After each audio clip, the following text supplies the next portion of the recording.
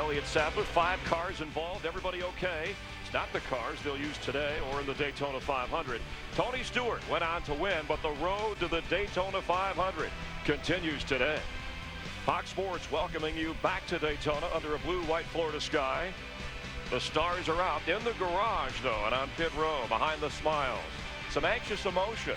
Drivers with new teams. Teams with a brand new name. Reputations to be restored. Honors to be earned. Everyone waiting to take that green flag in those 2 critical laps on the road to racing's Super Sunday.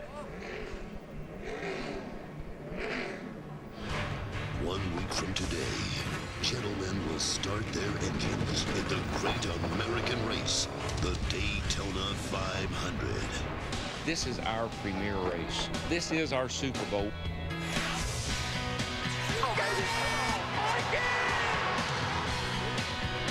Come on, bring her home.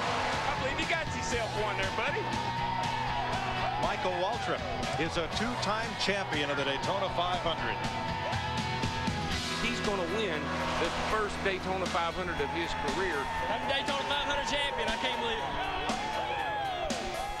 Jeff Gordon's going to win his 3rd Daytona 500. Well, I love the end of that race. That's so cool. 3, baby. 3. Yeah.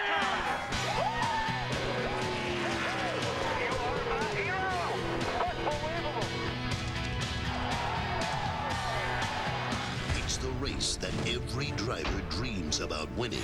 And today, we will set the field for NASCAR's Super Bowl. The Daytona 500 qualifying is next on Fox. It all begins right here. You're in the right place. Daytona 500 pole qualifying, presented by Pizza Hut. And for the 2 best drivers today, an unqualified success. Everybody else will head back to the drawing board. The Hollywood Hotel trackside here. It's the place where America gathers for NASCAR former champion crew chief Jeff Hammond, Chris Myers, and nice to have you with us again for another season. A week from today, the Daytona 500. Today, by the time the sun sets, we'll find out who's on the front row. You're always up in the front on top of things. What should we look for today? Well, Chris, I think first and foremost, you got to be looking at Ricky Rudd. He's back, folks, driving for Robert Yates Racing, and his teammate, can you believe that right there? The rookie, David Gilliland, have both got a shot maybe of sitting on the front row, and that could be unheard of. It hadn't happened since 2000 that a team owner has had both cars on the front row, and that was Robert Yates Racing. Yeah, I mean, a pole sitter hasn't won the Daytona 500 since Dale Jarrett in 2000, but it's still, you know, it's the #1 seed. It's bragging rights. Last year's winner, talk to you about that. Well, I mean, the thing is right now, to me, you go ask a guy like Jeff Burton. He won the pole here a year ago, and he told me this week, he said, man, sitting on the pole was wonderful. There's nothing wrong with that, but I want to win the race. So you're going to see some of these guys are not going to qualify very well, and you're going to say, well, what's wrong with them? They're worried about winning the race. You've got to have a good handling race car, and sometimes you've got to sacrifice a little speed come pole day to be able to come time to win the race. One of the guys worried about winning the race, the Daytona 500, is Tony Stewart. He's pretty much won everything else, but in Saturday's practice session during the day, he lost his place in line when there was a caution thrown by NASCAR, some debris on the track, and Tony just wasn't happy about it. You know, and if their excuse is that they didn't know for sure if it was on the racetrack or not, maybe they ought to find more people put around the racetrack. You know, since Brian France is making billions of dollars, maybe he can afford to pay somebody to put around the outside of the racetrack and watch and make sure we got stuff out there, because they basically just screwed us out of an hour and a half of practice already. Did he mean trillions? He is in rare form, but he was last night. 8 laps to go. Budweiser's shootout. Tony bumping Kyle Busch out of the way and pulling into victory lane for his 3rd Budweiser's shootout victory.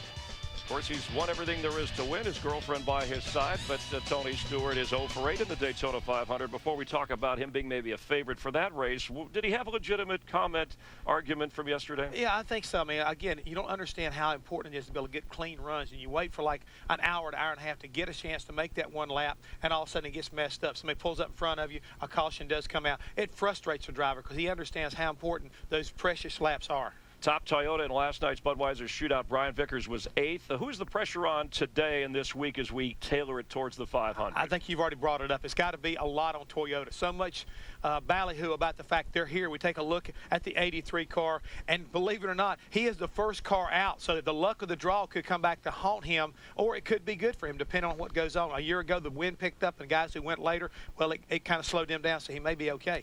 Michael Waltrip. Of course, Juan Pablo Montoya, the rookie coming over from Formula One, part of what we'll see today. A lot going on, and speed if you're not watching Fox. And we'll pick it up on Thursday, the duels at Daytona. Kind of like a doubleheader. Let's race 2. Then next Sunday, race day on speed, and the Daytona 500, 2 o'clock Eastern, right here on Fox. Pole day here in Daytona. Ryan Newman, who goes out 53rd out of the 61 cars qualifying with his fishing pole. And we welcome you back to Daytona 500 qualifying, presented by Pizza Hut. For the cars to get rolling on the track, let's go trackside. And Dick Bergman. Dick. And I'm with one of the real veterans of big league racing here in Daytona, Ricky Rudd, who has been coming to this speedway since 1976, 30 years. And we've had 2 practice sessions. Ricky Rudd on top, fastest man in Daytona at nearly 187 miles an hour. How will you run your time trial lap to wind up with the pole for the Daytona 500? Well, Dick, I guess I'm real fortunate, first of all, to be able to have a chance to drive the Robert Yates Snickers Ford. And, you know, these guys always put a fast car here at Daytona. And, I mean, it's fairly uneventful, other than the fact that all these cars are set up a little bit strange with the shock absorber combinations and such to make them run fast. I've driven cars here in the past at over 200 mile an hour unrestricted that were probably a little easier to drive than the cars that I'm driving today in the high 180s. But, you know, it's not a whole lot you can do as a driver. Just don't make mistakes, go up through the gearbox, hit your shift points right, keep the car on the bottom of the racetrack on your second lap. And about the only thing a driver can do is read the flags, watch the wind. And there's things that you can do to sort of hide your car from that wind. It looks like you're going to have a pretty good headwind in the backstretch, and you know you'll look for things like where are the hot dog wrappers laying, where they laying. Wherever they're laying, if you see them moving, you don't want to be in that spot. You want to be where they're laying still on the racetrack, even if you have to run over them. One other thing, he's going to try to run wide open all the way around, Mike Joy. Thanks, Dick, and hi, everybody. As we begin pole position qualifying for the Daytona 500. Buddy Baker, Bill Elliott, Cale Yarborough, 4 poles apiece for the great race. But remember Loy Allen in 1994, or Ramo Stott, who got the pole when the 3 cars faster than him failed post-qualifying inspection. Anything can happen today, Larry, so what should we expect? Who can win the pole? Well, qualifying is big here. We go out 36 times a year, these teams do, to qualify. You qualify, you get ready to race, then you race. But for the Daytona 500, this qualifying session is 1 week away. You can't imagine the hours, the days, the months of work that goes into these 2 qualifying laps. And even though you heard Jeff Hammond talk about the Yates Fords with David Gilliland and Ricky Rudd, you heard Dick Bergman talk about it, certainly all fingers in the garage area are pointing to those 2 guys to sit on the front row. But it almost seems like 5 out of the last 6 years, someone came out of the woodwork and surprised everybody by cutting that lap good enough to sit on the Bud Poe like Jeff Burton did last year. The front row will be locked in today, but this is more than just about qualifying fast for the front row. There's a lot of agendas here, Darrell. Well, we're at the world center of speed, but basically there's 2 different worlds down in the garage area. There's those that are locked in, the top 35. They can walk around and whistle a happy tune. But there's the rest of the field, the other, whoever, how many that is, 30 cars, that have got to get in various ways, and that's the headache they have. They're all down there crew chiefs trying to figure out every scenario that it takes to get their car into this race. The best way is to be the fastest of the guys that have to go home. That'll get you in the quickest. Then you got to wait till Thursday. There are 26 of those cars vying for 8 spots in the Daytona 500 field, and one of them is the first man to qualify, former Busch Series champion Brian Vickers. He's in one of 2 Red Bull Toyotas, and he becomes the first foreign make car to attempt to qualify for the Daytona 500. Bill Jarrett in his Toyota started on the pole last night in the Bud Shootout. Today, who's the first car on the racetrack? Another Toyota. So numbers seem to be working real well for him. I don't know about the speeds, but the numbers are working good for him. The last time a foreign nameplate car, and we know that some Chevys and Fords are built in Mexico or Canada, and that Dodge is now owned by Daimler Chrysler. But a foreign branded car last ran in what is now the Nextel Cup Series in August of 1963 in the International 200 at Bowman Gray Stadium in Winston-Salem, North Carolina. Smokey Cook drove his MG to a 17th place finish. Now hit Brian's second time in 83 car, a 49.31. That is not as quick as he ran in practice yesterday. And Darrell, I know we'll have to get through a few cars, but I feel like you're going to have to run in the 48-second bracket at least to feel like you had a good qualifying run today. Yeah, and no question about it, Larry. And the other thing is we do have a headwind down the back straightaway, and that can kill the speed of one of these cars. The first race to qualify is the race through pre-qualifying inspection. And already one past champion of the 500 has run afoul of that. Steve Burns.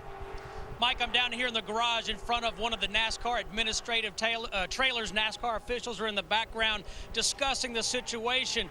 Just a few moments ago, the scene was Michael Waltrip along with Bobby Kennedy and Ty Norris, three of the principals from Michael Waltrip Racing, meeting with NASCAR President Mike Kelton, Vice President of Competition Robin Pemberton, and Jim Hunter, who is the Vice President of Communications. What Jim Hunter told me was that during pre-qualifying inspection, an inspector noticed a strange smell and a strange color in Michael Waltrip's intake manifold. Now, the net effect of that would be essentially trying to increase horsepower. That intake manifold was taken. It will be sent to the NASCAR Research and Development Center up in Concord, North Carolina. Jim Hunter said they expect to know the results of whether or not that substance runs afoul of the law in about 2 or 3 days. Meantime, Michael Waltrip was allowed to put in a backup motor. He will be allowed to qualify today, but again, it will take 2 or 3 days before NASCAR knows exactly what was going on with that intake manifold. Thanks, Steve. Joe Nemechek has a new look for 2007. He's with the same team, which last year was MB2 Motorsports. Developer Bobby Ginn bought the team. It's now Ginn Motorsports. Jay Fry is still the general manager and minority partner. But what's really different from Nemechek is not the color or the sponsor. It's that he's not guaranteed into the race. Well, he'll have to live up to his name, his nickname. Front Row Joe. He's going to have to stand on the gas. I just want to follow up on what Steve Burns was talking a little bit about there. You know, horsepower is important every racetrack we go to. But here at what we call a restrictor plate racetrack, every little 1 and 2 horsepower is so important. And to just expand on the restrictor plate, NASCAR, we run the carburetor restrictor plate to keep the speeds under 200 miles per hour. It's basically a plate that goes between the carburetor and intake manifold that chokes the size of those holes down and takes about half the horsepower away from about 800 something to 400 something. So teams will go to all ends of the extent just to gain 1 or 2 horsepower, knowing horsepower really helps things here. Joe Nemechek, 49.32 seconds, 182.4 miles per hour, just 100th of a second off what Brian Vickers' time was.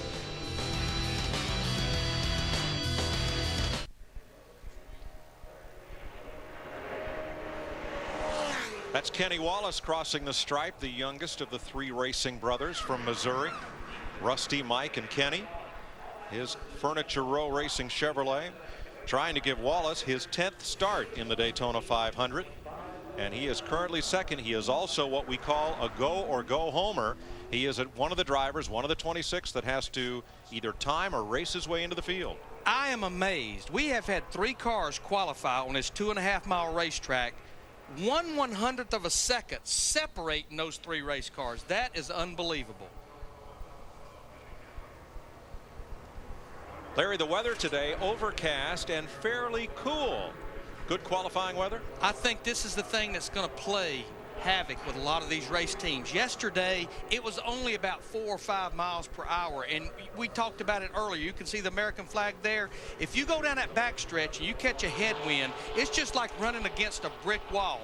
And where these teams are challenged, did they anticipate that? And what you can do to overcome it a little bit is go to a little lower rear end ratio, little rear end gear ratio, to where it'll pull you against that headwind. Denny Hamlin returns for his second season as driver of the Joe Gibbs Racing FedEx Chevrolet. He began last year in fine fashion, winning the Budweiser Shootout here in Daytona. Finished 3rd in the 2006 standings, quite a defeat for a rookie. Scored 2 victories, a sweep at Pocono International Raceway in Pennsylvania, and was named 2006 Rookie of the Year. and finished the highest in the Nextel Cup points that any driver has ever finished, finishing third in those points. Darrell, when he came to Nextel Cup, he was a fairly well-known short tracker from Eastern Virginia, and nobody really thought that this would be the standout of the 3 Gibbs cars for 2006. No, but he and his crew chief, Mike Ford, get along really, really well. They got good chemistry. And Denny said the other night, I said, when did you know that you're going to be successful at auto racing? He said, when I was 6 years old. Really? And you know what? I was the same way. When I was 6, I said, I'm going to do that. But one of the things we got to watch all these guys do, we talk about all the time, is that first lap, you notice how high he was up against the wall, getting that momentum up. And that first lap's what we call a throwaway lap. Now he's got it right down on the yellow line, taking the shortest way around the racetrack, and this lap should be much quicker by some 6 or 8 tenths possibly than the first lap. He's just trying to get up some speed, get up some momentum, and then wind it down to the inside. And the reason that is, Darrell, we were talking about it a while ago with that carburetor restrictor plate, you're down on power so bad, is Denny will go to the top of the charts at a 48.79, 184.5 miles per hour. It just takes that much racetrack to get you up to full speed. Let's go down to the post-qualifying line, and Chris Devoda. The first car to go out, one of those guys who has to qualify in on time, Brian Vickers. Brian, that time, is that going to get you in the show? Yeah, I don't know. We'll see. You know, it's definitely not what we wanted to run, but I don't know how the wind is today. We turned more RPM down the backstretch, about 100 or 2 RPM, than on our get up to speed lap than we did on our time lap. I was kind of frustrated by that. The time we went down the white flag lap, the flags were standing straight out, like just right in my face, and it's just the luck of the draw, I guess. But more than likely, we'll probably end up having to waste our way in. But that's okay. We learned a lot last night, how to get the car to handle. All in all, I'm proud of this team, and you know, and we so far nothing's gone wrong. Knock on wood, and that's our goal. We just can't beat ourselves right now. You know, we just got to go out there and just do our job and do it the best we can and move on. New team, new colors, trying to race in the hard way. Thanks, Brian. Thanks, Krista. Kyle Busch in the Kellogg Chevrolet. Out of Las Vegas, led the most laps last night in the Budweiser shootout. He time trialed 9th fastest here last year, 5th quickest in 2005. He had the old Tiger growling last night. He had a good shot at winning that, Bud. Yeah, but the Tiger ended up with indigestion. He got burped. Had a little case of vertigo. Had a little burp down there in 1 and 2. Saw that one coming. Kyle is one of 35 drivers here that are guaranteed starting spots in the Daytona 500. That's because those teams were in the top 35 in owner points at the end of 2006. So he's one of those drivers that's running for the pole, and otherwise he's in the show. Yeah, but you know what? Last night I saw a much more mature Kyle Busch. He didn't get out of his car last night and go looking for Tony Stewart. He didn't get out of his car last night throwing his helmet and complaining. I'm sure he was very disappointed. He said, hey, that's the way it goes sometimes, and moved on, and that's what you got to be able to do.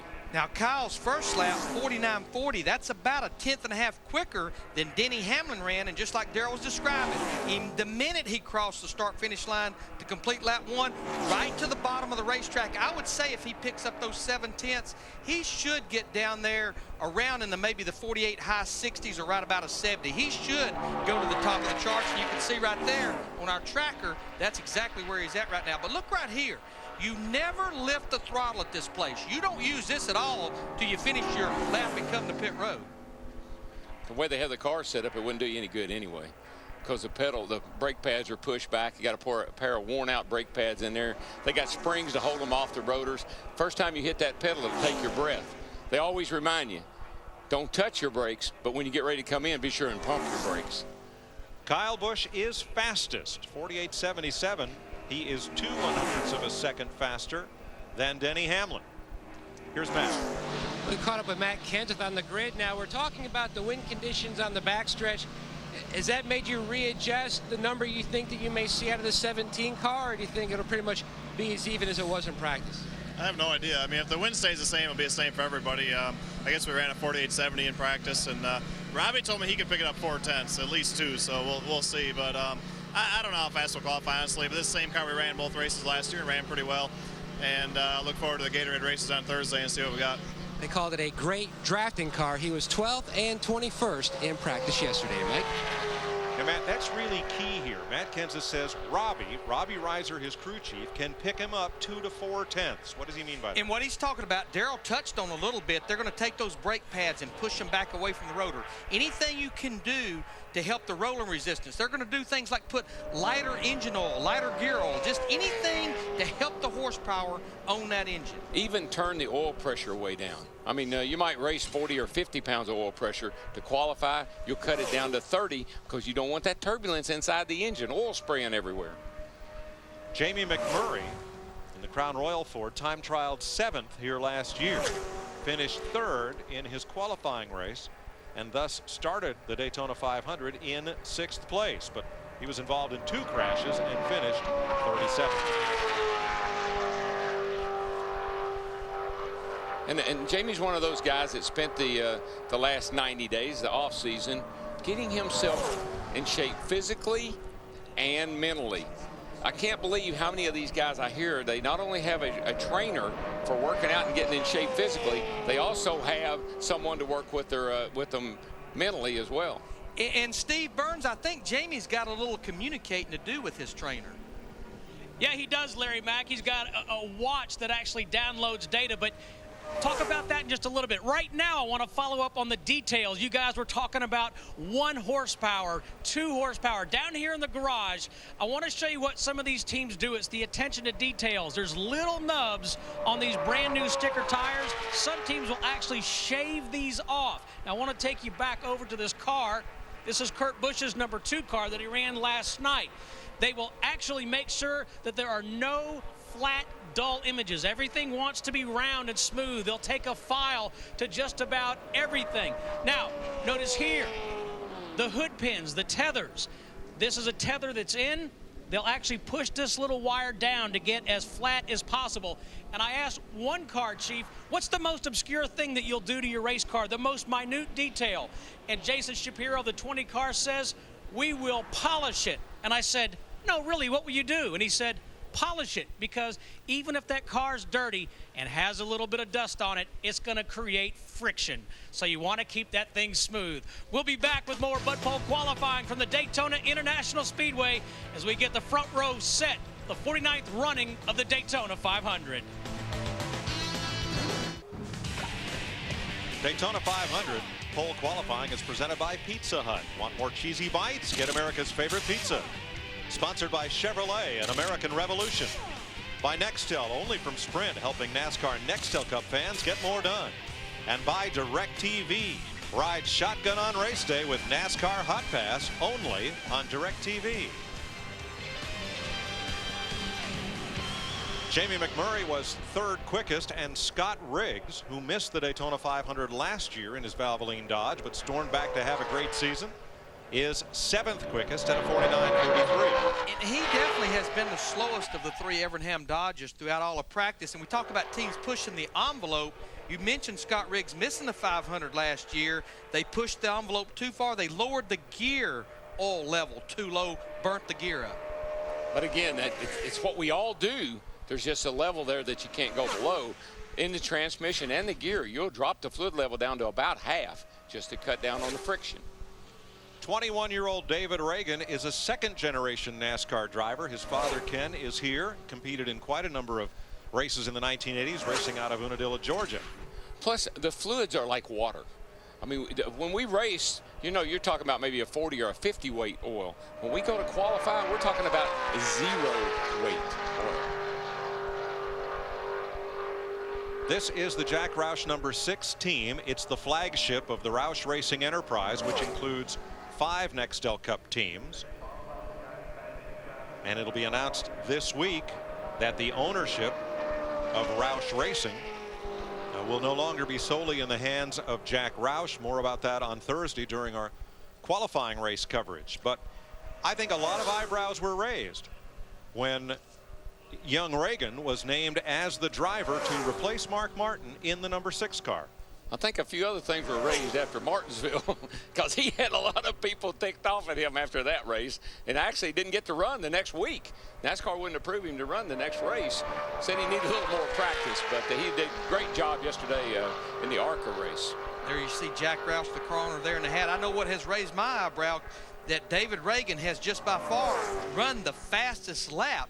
And you know, we'll talk a lot about the crew chief, Mike and Darrell. And the crew chief, he's the head football coach. And the theory in the garage area is you never take a rookie driver and put it with a rookie crew chief. Well, Jack Roush has been far from that. He has taken this rookie driver and put him with veteran crew chief Jimmy Finning, and I think that's going to be a great combination. And Reagan runs a 48.57 over 185 miles per hour. A rookie is the fastest of the 8 drivers who qualified so far.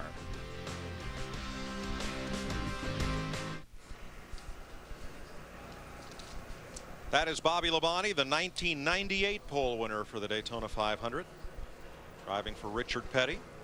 And Mike Wallace went out for his qualifying run in James Finch's Chevrolet, the Miccosukee Indian Gaming Chevy, but he did not take the green flag. He came back to pit road and lifted the hood. You see a Childress crew working under the hood there. That's a Childress engine in the car, and I'm sure they're trying to figure out if a plug wire came off or what happened to it.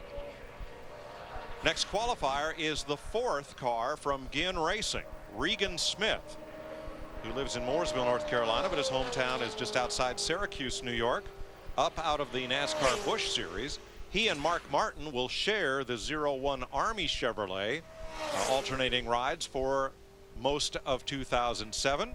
But to get him some valuable Daytona experience, the team decided to bring a 4th car here to Daytona for Regan Smith. And I talked to his crew chief, Doug Randolph, yesterday, and they said this is probably the only time they will do this is run them both in the same race. The rest of the year, they'll alternate driving the 01 car. Good experience for this kid, though. You got to be here for this, feel this pressure, feel the tension, what it's like to not be in, trying to get in, and all the things that go with that.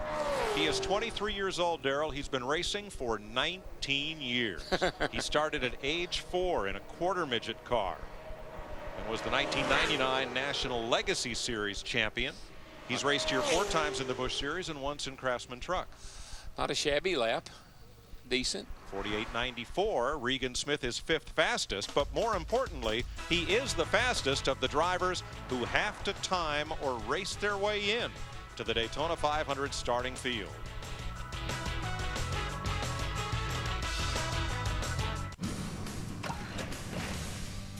After 500 miles, I'm ready for a bud.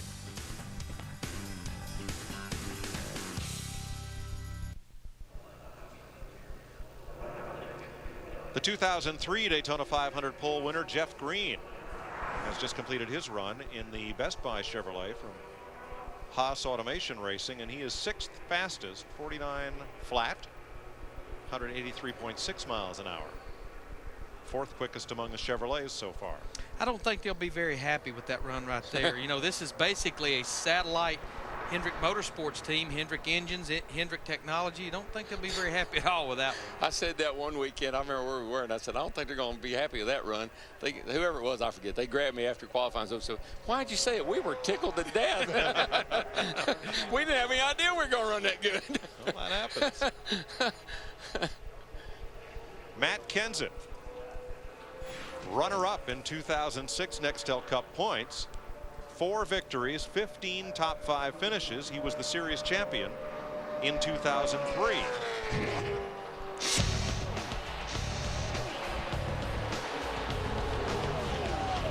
How do you get to be 2nd in points? 15 top 5s. Has a lot to do with it. If he doesn't get wrecked at Chicago, if he doesn't have problems at Dover, there were a couple of 3 races right there in the latter part of the season. Had they gone a little differently for this 17 car, he could have very easily been a real serious contender to win the championship. He fell just 56 points short. And remember how his season started here last year. During his qualifying run, he lost an engine and ended up being last of the 56 cars entered. That wasn't the worst thing that happened to him while we were down here. Oh, that's true. he and old Smoke seemed to come to a little bit of a disagreement going down the back straightaway. Smoke being Tony Stewart. I tell you, Matt Kenseth had a good race car that Daytona 500. Man, he had to have. That thing handled in the grass. It handled in the dirt. It handled on the racetrack. But it handled anywhere. He went through, he still, I think, came back to finish in the top 15 with that car. Yeah, he finished 15th, and the thing had to be miserable to drive. And then in the other 3 restrictor plate races, July here and the 2 at Talladega, he finished 6th, 5th, and 4th. Yeah, well, he was going to have a great finish that day, but failure to communicate over there somewhere. He ran a 49.36 on lap 1. I don't know that he's going to flirt with David Reagan's time, but he's flirting with the front row right now with this 17 car.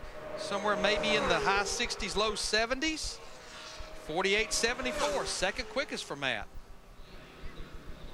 And Larry Mack, a guy who has 3 poles here at Daytona, along with 6 wins, is Jeff Gordon with a beautiful car, all painted. Everyone admires that piece. How about your shot at another pole, Jeff? Do you like the way the wind is starting to die down for you? Yeah, if it's dying down, that's definitely a good thing. Just afraid it's going to die down for the cars going much later that have a real shot at the pole. I mean, we've been right in there, you know, 3rd, 4th, 5th. I would love to be somewhere in that position. I don't think we have a shot at the pole, but the guys at the DuPont Chevrolet have brought an awesome race car, and it's obvious they paid attention to all the little detailed things that are impressive to me. I'm looking at it, you know, in awe of what they've done. And I have to ask you, everyone on pit road, you've got a silver test can. What is that? Yeah, you know, these guys do everything they can to give me an extra boost. I'm going to do something to give myself a little extra boost, but it's from the makers of Pepsi, and if you want to know more, you got to go to jeffgordon.com. All right, we'll log on and check that out. Mike? Wonder if that went through NASCAR inspection. Let's see. The Blackjack 07 is Clint Boyer. And this conversation, Ty Norris on the right, works for Michael Waltrip in the Napa hat, having a lengthy conversation with a NASCAR official that was started by Michael's crew chief. Yeah, just remember, it's not that important, but every year we come down here, there's a team or 2 that gets in trouble over there over intake manifolds. I think, was it last year Robbie Gordon that took his intake manifold, or was it 2 years ago? 2 years ago. 2 years ago. I mean, every time we come down, there's such a broad interpretation of what's legal and what's not. Sometimes they take them because they don't even, just because they don't look right. So don't paint the ugliest picture till we know all the facts. Boyer is one of 3 entries, official entries from Richard Childress Racing. As you've already heard, Childress does support some other teams with engines and technology. You know, I want to go back to Jeff Green's qualifying run a while ago. I know you said, Darrell, that they may be happy. What I base that off of is they slowed down 2.5 tenths from what they ran in practice. You know, when you come here to qualify, you at least want to back up what you practice. You don't want to slow down. And like Matt Kenseth said about Robbie Reiser, the hope, you pick up 3 or 4 tenths. Oh, yeah. Yeah, I in no way was I indicating that he might be happy with that lap, because I'm pretty sure he probably isn't. I just when you said that, it made me remember that story. Clint Boyer, a past champion in NASCAR's Midwest Series, and his best finish at this track in 2 starts is 6th. That was in the Daytona 500 1 year ago. Oh, yeah, he had a heck of a run down here last year. He has a neat street rod pickup. It didn't have a great paint job. In fact, it had a distressed paint job with primer showing through, so they made it look worse. And it looks really cool. There's not a glossy spot on it. It's not as cool as his Mercury, though, with the flamethrowers out the back. Right. You see that one? You know, guys, talking about NASCAR and inspection, they have here for the Daytona 500, especially with the carburetor restrictor plate, they have over 70 or 75 NASCAR inspectors that's covering all types of areas. Here you see them going through where they weigh the car and check the heights. And Jeff Hammond, there's 3 or 4 inspectors involved just with the intake and carburetor area. Larry, there is, and let me show you how the procedure goes, folks. When you come up, you present your car that carburetor area. Your team may reach in, take the carburetor off. They will give it to a NASCAR inspector. And after you give it to that inspector, you're not allowed to touch that carburetor until he puts it back on, and he'll allow you to put the nuts on and tighten it up. But you don't touch it after that. Then the other thing is, they'll come up, they'll have the spacer, the gasket, as well as, here's the restrictor plate that you'll be running.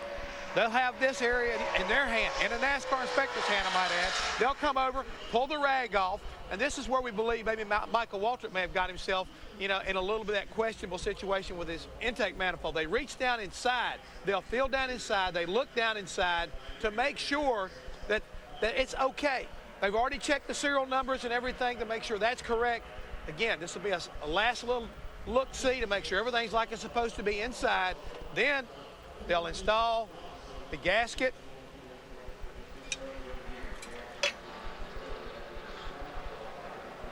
First, and then they'll put the restrictor plate on there.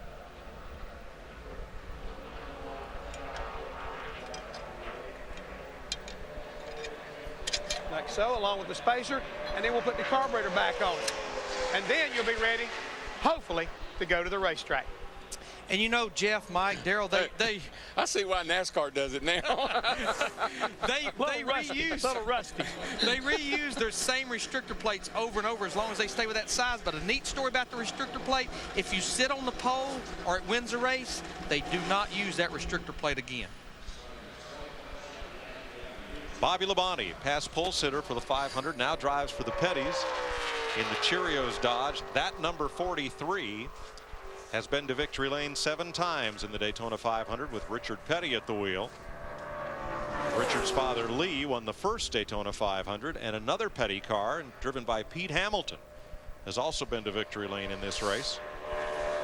Bobby's first lap of 49.47, he pops up to 6 at a 48.91. Now, one move that the Petties made last year, I thought that really improved their program. They went to the Evernham engine program. That's where they get their engines. 913. That's too bad of a slow down, like a 10th, right? Bobby Labonte is the first of the Dodges to qualify, and he is 6th quickest.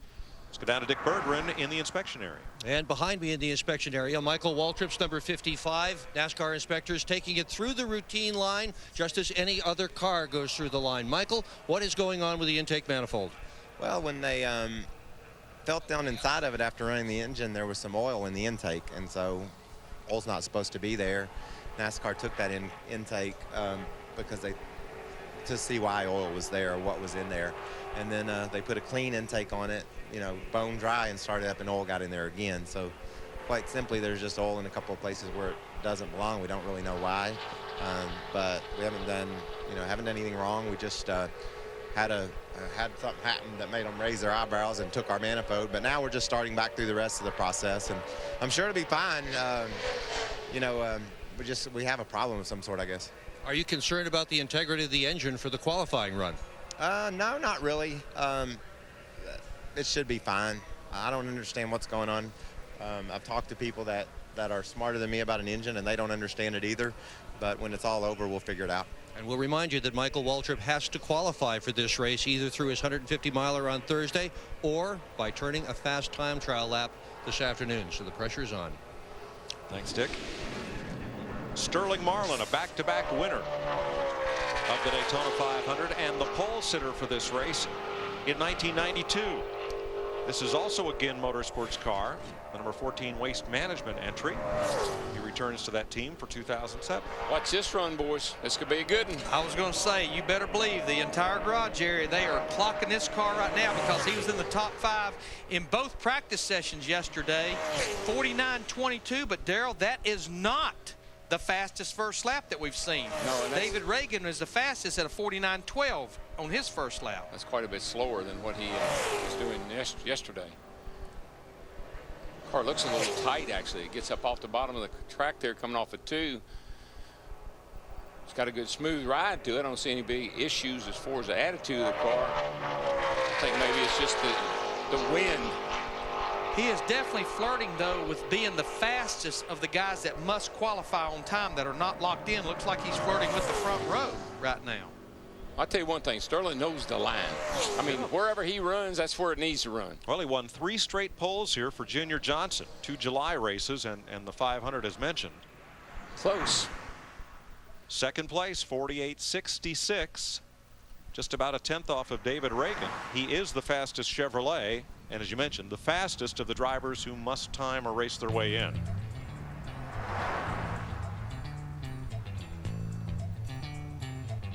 "14 drivers have taken time so far. Here are some of the big names coming up.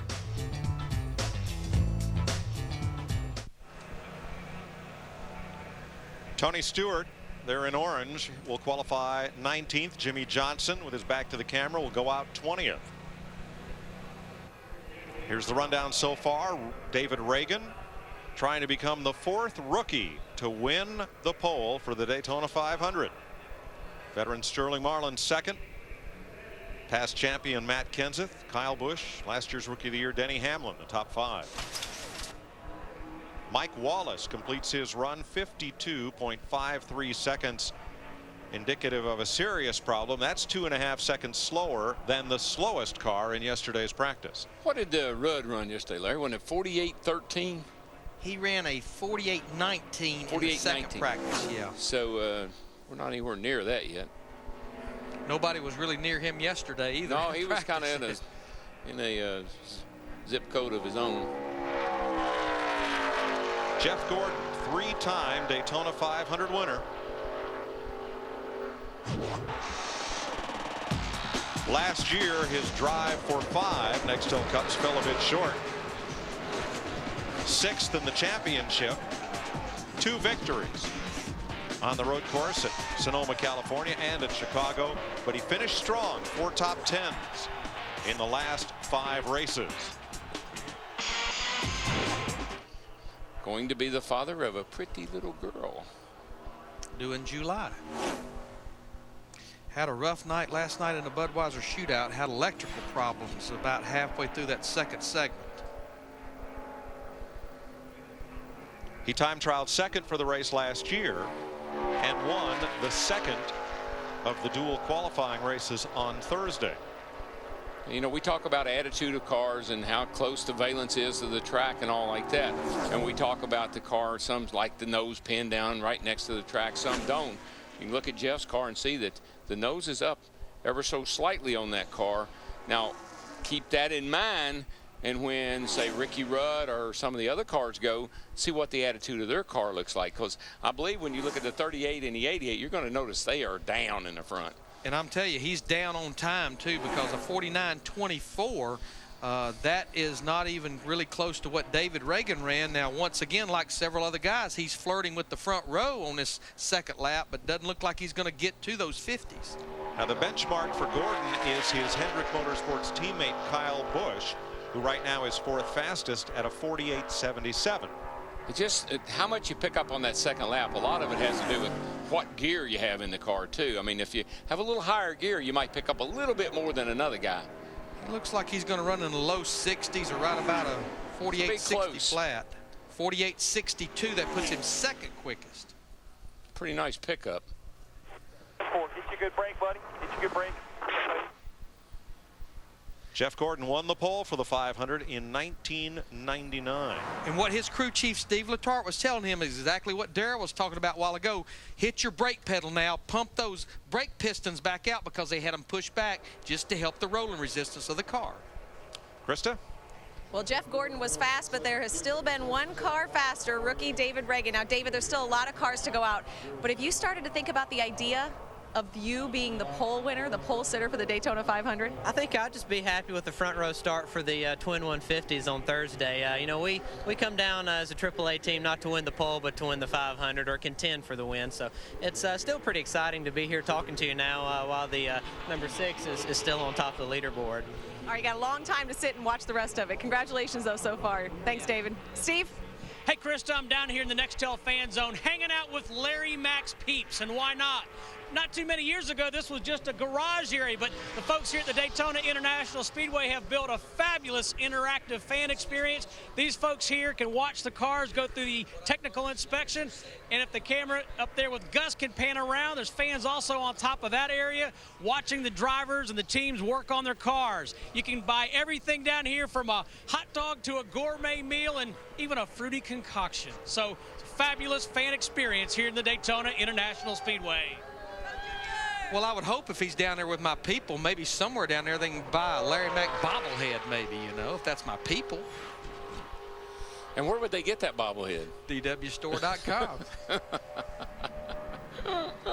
J.J. Yaley, another second-generation driver. He and his dad raced sprint cars together for quite a few years before he moved up to the NASCAR Busch Series and the Nextel Cup. This is another Joe Gibbs racing entry.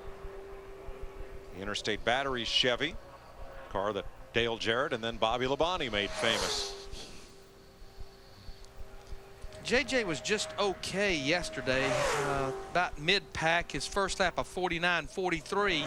So if he picks up those 6 or 7 tenths like everyone's been picking up, you know, he's going to end up somewhere, should be in the top 10 right now, maybe about a 48.80, somewhere in that neighborhood. And that would mirror the time by his teammate, Denny Hamlin. Thing looks like it's going on him a little bit, though. You know, that's something we've not talked about. You know, watching this racetrack on television, it maybe looks smooth, but this place is all but smooth. It has dips all the way, especially through the corners. Yep. 1 and 2 is worse than 3 and 4. Yaley is the 17th driver on the clock. Rookie David Reagan is fastest.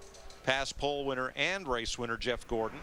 Second quickest, and J.J. Yaley times in 7th. Coming up, Brandon Witt, Tony Stewart, Jimmy Johnson, and Kyle Petty.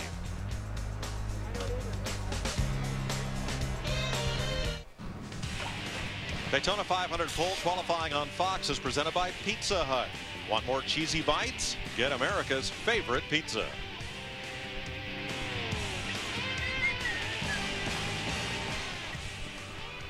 Our DLP Ultimate Picture Cam rides those cables you see at the top of the screen over the tri-oval area, front stretch and pit road here at Daytona to give you some unique views. Brandon Witt has just finished his qualifying run, the 24-year-old from El Cajon, California. The Dutch Stone Chevrolet, currently 17th. He made a start at Phoenix last year in the Nextel Cup Series, and he has a Truck Series win coming at Memphis in 2005. David Gilliland ran a race or two with this team prior to being tapped by Robert Yates to replace Elliott Sadler. Tony Stewart scheduled next out, winner of last night's Budweiser shootout, and over $200,000 in the process. His third victory of a very young 2007 season. He won an open wheel race at Fort Wayne and won the Chili Bowl at Tulsa before coming to Daytona. Let's have a check-in down at the Hollywood Hotel. Little delay on the track, but right now, front row, we still have another 40 or so cars to go. David Reagan and Jeff Gordon. Anything caught your eye over these? Well, I mean, I've been kind of surprised the fact that everybody's been slowing down, with the exception of Reagan. I mean, it's like I thought everybody would go a little bit quicker, but I think it tells me there's a lot of guys pulling kind of like a tall gear. The wind out there, they're not able to pick up as much on their second lap. So it'd be real interesting to see whether or not these Yates cars that are coming up, and particularly with the rookie David Gilliland, what he's going to do. David Gilliland, who of course played golf, or at least was in high school back in California when Tiger Woods was there, so his claim to fame. Next Sunday, of course, the race will start a little bit later. The Great American Race, Sunday on Fox, the Daytona 500 pre-race show. And Dale Earnhardt Jr., no more junior partner for him. We'll have the latest on his contract negotiations with DEI. We'll talk with reigning champ Jimmy Johnson live as he gets ready to try and repeat. Jeff Gordon, will it change his way of racing, becoming a father? We sat down to talk about that. He's raced kart in Formula One. How will he handle NASCAR? The rookie Juan Pablo Montoya will look into how he approaches the 500 in this season. Also, the debut of Photo Finish. The drivers are all talking about it. And superstar Kelly Clarkson will perform live, throwing a little music with a great day of racing. It's Sunday, Daytona 500 pre-race show, 2 Eastern, 11 Pacific, right here on Fox. What are you chuckling about? Wait, Photo Finish. You know, hey, we had, it was nice. Photo Finish. Daryl, Mike, and Larry dropped by, and we had this fancy setup where we put all the drivers through. It was like a car wash. They go through different promotional things, and then the game show set. You guys had fun in the photo booth, cramming everybody in. They kind of look like they're still in the photo booth. All crammed in it. We've got more room up here. A little more room. I would definitely say that was about 50 pounds in a 10-pound bag, that's for sure. As long as it all spills out nicely say next something, Sunday. Walter, if you're dying. Oh, yeah, you're dying to say something. Why did Daryl get so quiet all of a sudden? Because we can see him. Yeah, right. No, I already said, you know, you were having a little problem here with your carburetor, buddy. Hey, at least I can still work on him. I might be a little bit slow, but you know, I can still get in there in the fender well and work. I told him, I said, we're used to doing a whole lot of things at one time when you're trying to get that plate back on there. He was a little bit nervous. I'm trying to get it out, not put it in. Well, first, we've got to qualify this field for the Daytona 500 and finish setting the front row. Can David Reagan, become the 4th rookie to win the pole for the Daytona 500? We've had some real surprises, and I think this counts as one so far. One thing is not a surprise, it's a Ford, because they have been really, really fast. I mean, both of Yates' cars, and of course this is Yates' power, what Reagan has. Mark Martin's car, he's got a great crew chief in Jimmy Finney. I don't know. I think we'll see some faster cars. All right, as you know, Fox has the season Daytona to Dover. TNT takes over for 6 races, and then the new guys are back. Where's Rusty Wallace? Next door. Give us a wave, Rusty, where they're rehearsing for ABC ESPN with Jerry Punch and Andy Petrie. I told him he ain't going to be able to sit down when he gets into the real game. Can't use chairs up here. No chairs. There are just about enough camera hogs here already. And when you get one more behind the glass. But you know, we still got well over 2 hours of qualifying, and I just think one of the big stories will be continuing to follow this weather, the wind. I think that could certainly make a difference in who sits on this butt pole and who does not. Now, Tony Stewart yesterday in the 2 practice sessions, he only got 2 practice runs in, and it was not by desire. They threw a caution when he was about to start one of his practice laps in the first practice session because of debris on the racetrack, and then the next session was such a short session that he only got 1 practice session in, but he was fairly quick in that second practice session. He actually ended up 9th quickest. Yeah, he's going to get a good run in here. I think he'll be pretty fast. And Stewart's point, which was somewhat a valid one, he was coming around to complete his first lap. We all know the second lap is fastest in a mock qualifying run. Couldn't they have just held the next car from going out and allowed him to complete his run before putting the caution flag out? However, NASCAR, if they're going to err on the side of safety. They said there was something on the racetrack that a car might run over, waved the caution flag. It was a temporary setback for Stewart. They ended up practicing 9th fastest yesterday, and it looks like he's going to eclipse that for a bit right now. Well, his first lap was 49.31. If he picks up those 5 or 6 tenths, it should put him somewhere right there in the high 70s, low 80s. In fact, what I think when this runs over, he's going to be right there with his 2 teammates, Denny Hamlin, who's 6th, J.J. Yaley, who is 7th, 48.84, and it puts Tony Stewart 8th. So the 3 Joe Gibbs racing cars, 6th, 7th, and 8th right now in those Chevrolets.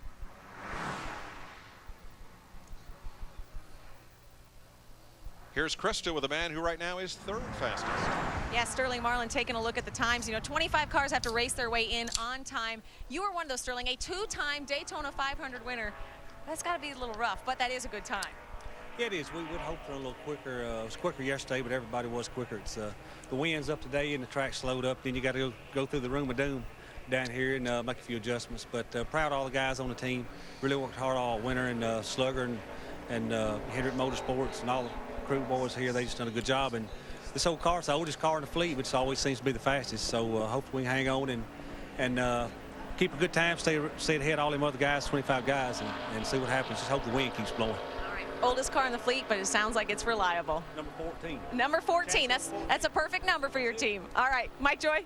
Now, this is one of the room of dooms that Sterling Marlin has talked about. It's one of the inspection rooms. And what he's talking about, if you go through there and they make you raise the back of the car, something like that, add weight, then that's probably going to hurt your speed on the racetrack. I've never known them to make them better in there. I've been in there a lot, and I ain't never known them to fix one where to go faster. It's kind of like your hotel bill. It's never less than it's really supposed to be, right? No. Here's the defending Nextel Cup champion, Jimmy Johnson from Southern California, and the defending Daytona 500 winner. Last year, starting out with a bang to win his first Nextel Cup. 5 victories, including the Daytona 500. He won here at Las Vegas, Talladega, the Brickyard at Indianapolis, and the short track at Martinsville. Now, his season really started off with a bang, and it started in the room of doom in post-qualifying. His time was disallowed because of an infraction on the back window, which helps the air get away from the rear spoiler. In fact, He had to start at the rear of the field in the dual races. His crew chief, Chad Canals, was suspended for 4 races, and Darian Grubb, who is now Casey Mears' crew chief, had to call the shots for those first 4 races, including the win in the Daytona 500. All right, Jimmy Johnson has just turned the fastest first lap of any Chevrolet. And it's about 3/100 slower than David Reagan's time. Jimmy Johnson 49.15 on lap 1. And you can see right here, I just don't think it's actually going to maybe even get to his teammate Jeff Gordon's time, and it will not. 48.71, 4th quickest. He just didn't pick up what they wanted to pick up on lap 2 from lap 1. Wind is just horrible. 20 of 61 drivers have been on the clock. Coming up, Kyle Petty, Martin Truex, Dave Blaney, and Ward Burton. Daytona 500 pole qualifying on Fox, presented by Pizza Hut and sponsored by the new Ford Super Duty, built to work harder for you. By FedEx, every day is race day. And by Subway Restaurants, Subway, eat fresh. Rookie David Reagan, fastest so far. 3rd generation NASCAR racer Kyle Petty, who's been on the front row for the 500 before. He won the pole here for Felix Sabates in 1993. And his Wells Fargo Dodge clocks in 14th at a 49.09. There is stock car racing's king and Kyle's dad, 7-time Daytona 500 winner, Richard Petty. Yeah, when you come to Daytona, there's a few names that come up that you always think of, and Richard's one of them. Certainly Dale, David Pearson. But guy won this thing 7 times. And I always say, I said, man, I just wanted to win it once. 7 times he went to victory circle. His grandson Austin up there on the roof of the hauler watching qualifying with him. I think it told you a lot about how hard the wind's blowing too. Did you see the King's feathers on his hat flipping around there? It's pretty big. That'd be a headwind, wouldn't it? Richard Petty, 200 career wins. The closest to him, David Pearson at 105. Here you go. There's another example of the win. Yesterday that flag was just hanging flat on the pole, and today she's kind of whooping out there. Pretty brisk win. Now Sterling Marlin indicated that he caught a rather calm lap. The wind was not much of a factor. And Marlin is 3rd quickest right now as Martin Truex Jr. from New Jersey, driving for Dale Earnhardt Incorporated. Bass Pro Shops #1 takes to the track. What do you think about the wind? I mean, you think it's going to continue to blow like this, or you think it may be calmed down a little bit before the day's over? What's your opinion? Well, here's why I'm going to prognosticate, I think, what may actually happen to it here is it's become so sophisticated down there. That's a whirly bird, by the way. Yeah, there you go. So they're monitoring the wind speed and direction and all. But these guys, they have so many engineers. They were looking at the weather forecast this morning. And I was actually talking to Tony Uri Sr., who is Paul Menard's crew chief. And he said that his engineers, they have come to him this morning and said, we feel like that late in the afternoon, the wind may actually die down just a little bit. So based on that, you know, maybe it would be better to have a late draw. And of course that excited you. Oh, I loved it. Weather and weather. Yeah. Didn't even. Yeah. Well, I've told you the story. Since my schedule's so hectic, when I can't watch the Weather Channel, I just get Linda, my wife, to tape it for me, and I watch it when I get home. Larry, you're dating yourself, though. People don't tape stuff anymore. They TiVo it. Oh, okay. I was wondering what that was. Martin Truex Jr., 48.87, 11th quickest. And that puts him 8th among the Chevrolets. I told my brother, I said, woman was taking our picture and something was wrong with the camera, and I said, maybe it's out of film. He poked me in the side and he said, don't say that. I said, why? He said, cameras don't have film anymore. And we don't listen to 8-tracks anymore either. There's Tony Uri Sr. Long time a fixture with Dale Earnhardt and now with DEI. He said, oh man, they're on us. They know about the win. So Tony Uri, longtime face of NASCAR, as was Richard Petty. Let's meet NASCAR's newest face with Steve. Mike, a lot of excitement about the arrival of Juan Pablo Montoya. There have been media credential requests from Italy, England, Austria, Germany, but you'll have that when you win the Indianapolis 500 and race Formula One. I understand you are here to stay. You're committed. Let's talk about your expectations today in qualifying. Well, it's hard to say. You know, qualifying today, with the way the wind is, anything can happen. You know, I think we got a really fast car. We definitely have, I think we got a top 10 car. So, you know, if everything goes in our favor, you know, we could be in the front row. You know, we were as quick as Jeff yesterday. So it'll be pretty interesting. You know, I think we got an awesome race car and we just got to look after it. How's your communication level with crew chief Donnie Wingo and the rest of your team? It's been really good. You know, it's still very early days in the relationship, but it was very good. You know, we tested here. We tested in Vegas. Vegas went really well. And it's just about, they just, you know, working to see what do I like about the car, you know, what's the feel I'm looking for to get comfortable in it. And it's been going pretty good. Best of luck to you, Juan. Thank you. Thank you. Boy, he's done a lot of racing in just his 31 years. But can you just imagine, though, driving a Formula One car and all the technology that goes into one of those, and then coming over here and hopping in one of our stock cars? That's a huge, huge change. It's different. You bet. I can see even, you know, Indy cars to stock cars. That's a big change, I know, but Formula One cars are so sophisticated. Dave Blaney driving for Bill Davis Racing, former champion of the World of Outlaws. This is the Caterpillar Camry. He's the second Toyota to qualify. Brian Vickers right now is 17th fastest. Now let's explain the situation that exists here with Dave Blaney, the 22 car. This car finished in the top 35 in owner points in 2006. He will race in the Daytona 500. He's locked in, not necessarily where he will start. But NASCAR has a rule to try to help save the owners some money from these teams building special qualifying engines. So if you have to change an engine, even if you have a problem, the rule is you have to start the race at the rear of the field.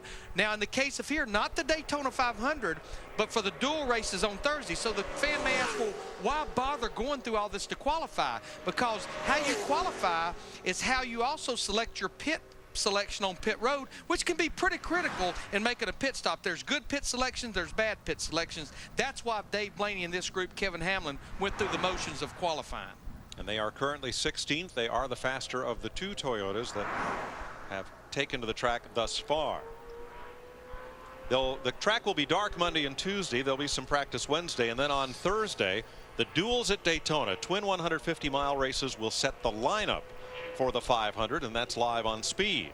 Friday evening, the Craftsman Truck Series race. You'll also see that on Speed.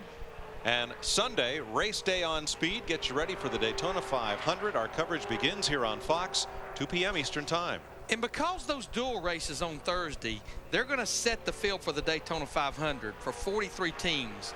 But for 18 teams, it means you started the season and you missed the first race of the season. They are going to be very intense, nail-biting races. We'd like to hear that conversation.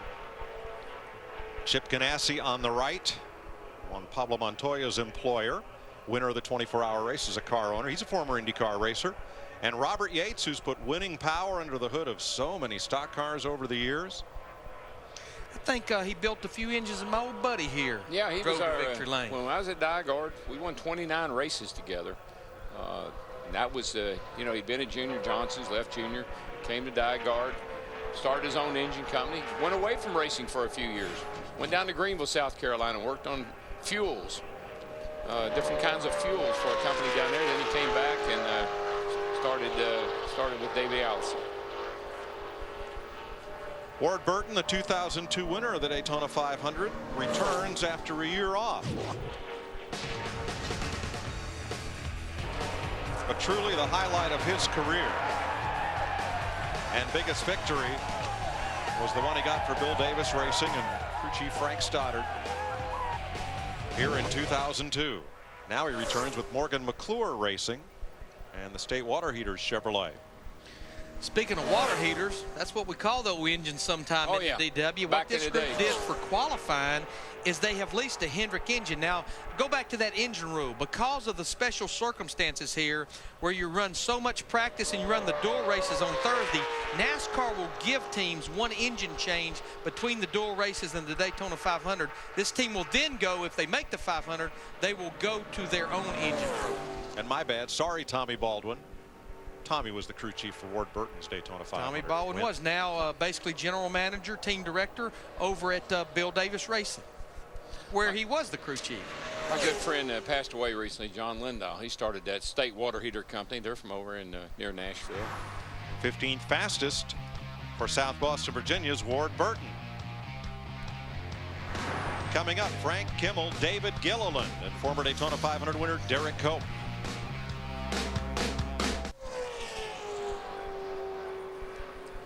Welcome back to Daytona 500 pole qualifying. David Reagan, a rookie, driving a Jack Roush Ford number 6, right now is fastest over Jeff Gordon and Sterling Marlin. This Ford belongs to Frank Kimmel, the 44-year-old ARCA champion from Clarksville, Indiana. He's won 8 Automobile Racing Club of America championships, including the last 7. You sure that's not Dave Marcus? It's just Dave's former number. Looks exactly like Dave's car. And Kimmel is 23rd on the speed chart. Yeah, I think with that time there, he's going to have to try to race his way in the duels on Thursday. I don't remember seeing 71 on a car since Marcus stopped driving. Kevin LePage once or twice, I think, but not frequently. You're right. If you look at the top of the screen and the drivers whose names are indicated in yellow, like Ward Burton, those are the drivers that have to race or time their way into the field. And there are 26 of them, hopeful of one of the 8 positions available to teams that were not in the top 35 in owner points last year. David Gilliland, the Cinderella story of 2006 and of last night's Budweiser shootout. Now, we talked about Jeff Gordon's car up just a little bit in the nose, you know, maybe attitude thing. They wanted to run it that way. Let's see what the attitude of this hot rod is, because this thing is fast. From Chino, California, he's a second-generation racer as well. It just looks fast. Looks like it comes off that corner really fast. Now, you see his valence. That's that little black thing down next to the track. That thing is pretty much sealed off. Little gap down there, quite a bit lower than what we saw on the Chevrolet of Jeff Gordon. Daryl, his first lap is going to be, it looks like, possibly down in the 48-second bracket. Right now, David Reagan's lap was a 49.12. Now, he lost a little ground through 3 and 4, though, actually. Yeah, but watch his hands on the steering wheel. You can see his gloves in there. Robert Yates on the right, his son Doug on the left. There it is, 48.85. So if he picks up just a half a second, he'll be at a 48.30. No, he's going to be in the teens. Larry, I think he'll be in the teens. That's what the 88 car had run earlier. I think he may get there. Now we talk about Robert Yates, the gentleman on the left with the headset. Doug Yates, that's Robert's son. That's who's really working hard making horsepower right now. It's kind of a win-win for this crowd. I mean, the Yates cars are obviously powered by Yates engines, but so are the Roush cars, and you got one sitting there on the pole right now. Just look right here. The RPM and the miles per hour hardly changes, just like we talk, wide open all the way around this racetrack, never lifting the throttle. Yates has 7 front row starts at Daytona, and David Gilliland goes to the top of the chart by a quarter of a second. He picked up 5.5 tenths. Good job, man. 48.30. Good job. Same thing he ran yesterday. Right at, I mean, just very close. So I believe Rudd, he ran a 19 yesterday. We'll see if he can back his up.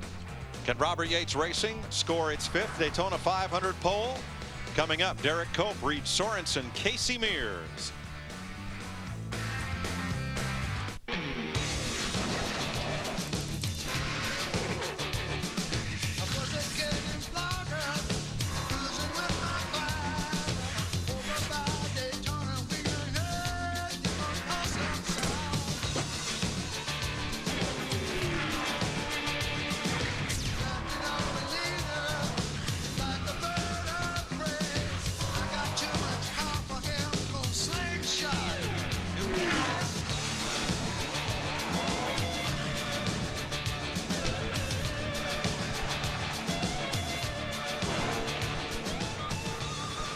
Glad to have you with us a week from today, the Daytona 500. And this guy, David Gilliland, 30 years old, could be on the pole. That's where he stands right now. Kind of a late bloomer, Jeff Hammond. He didn't really start racing until he was 20 years old. In fact, in California, digging trenches for pools, said he didn't like the work. He didn't enjoy it. His dad in racing, started working with his dad. He's come a long way fast. Technically not a rookie overall, but first time here at Daytona. Yeah, first time here at Daytona. But what an opportunity here, getting a chance to drive for Robert Yates.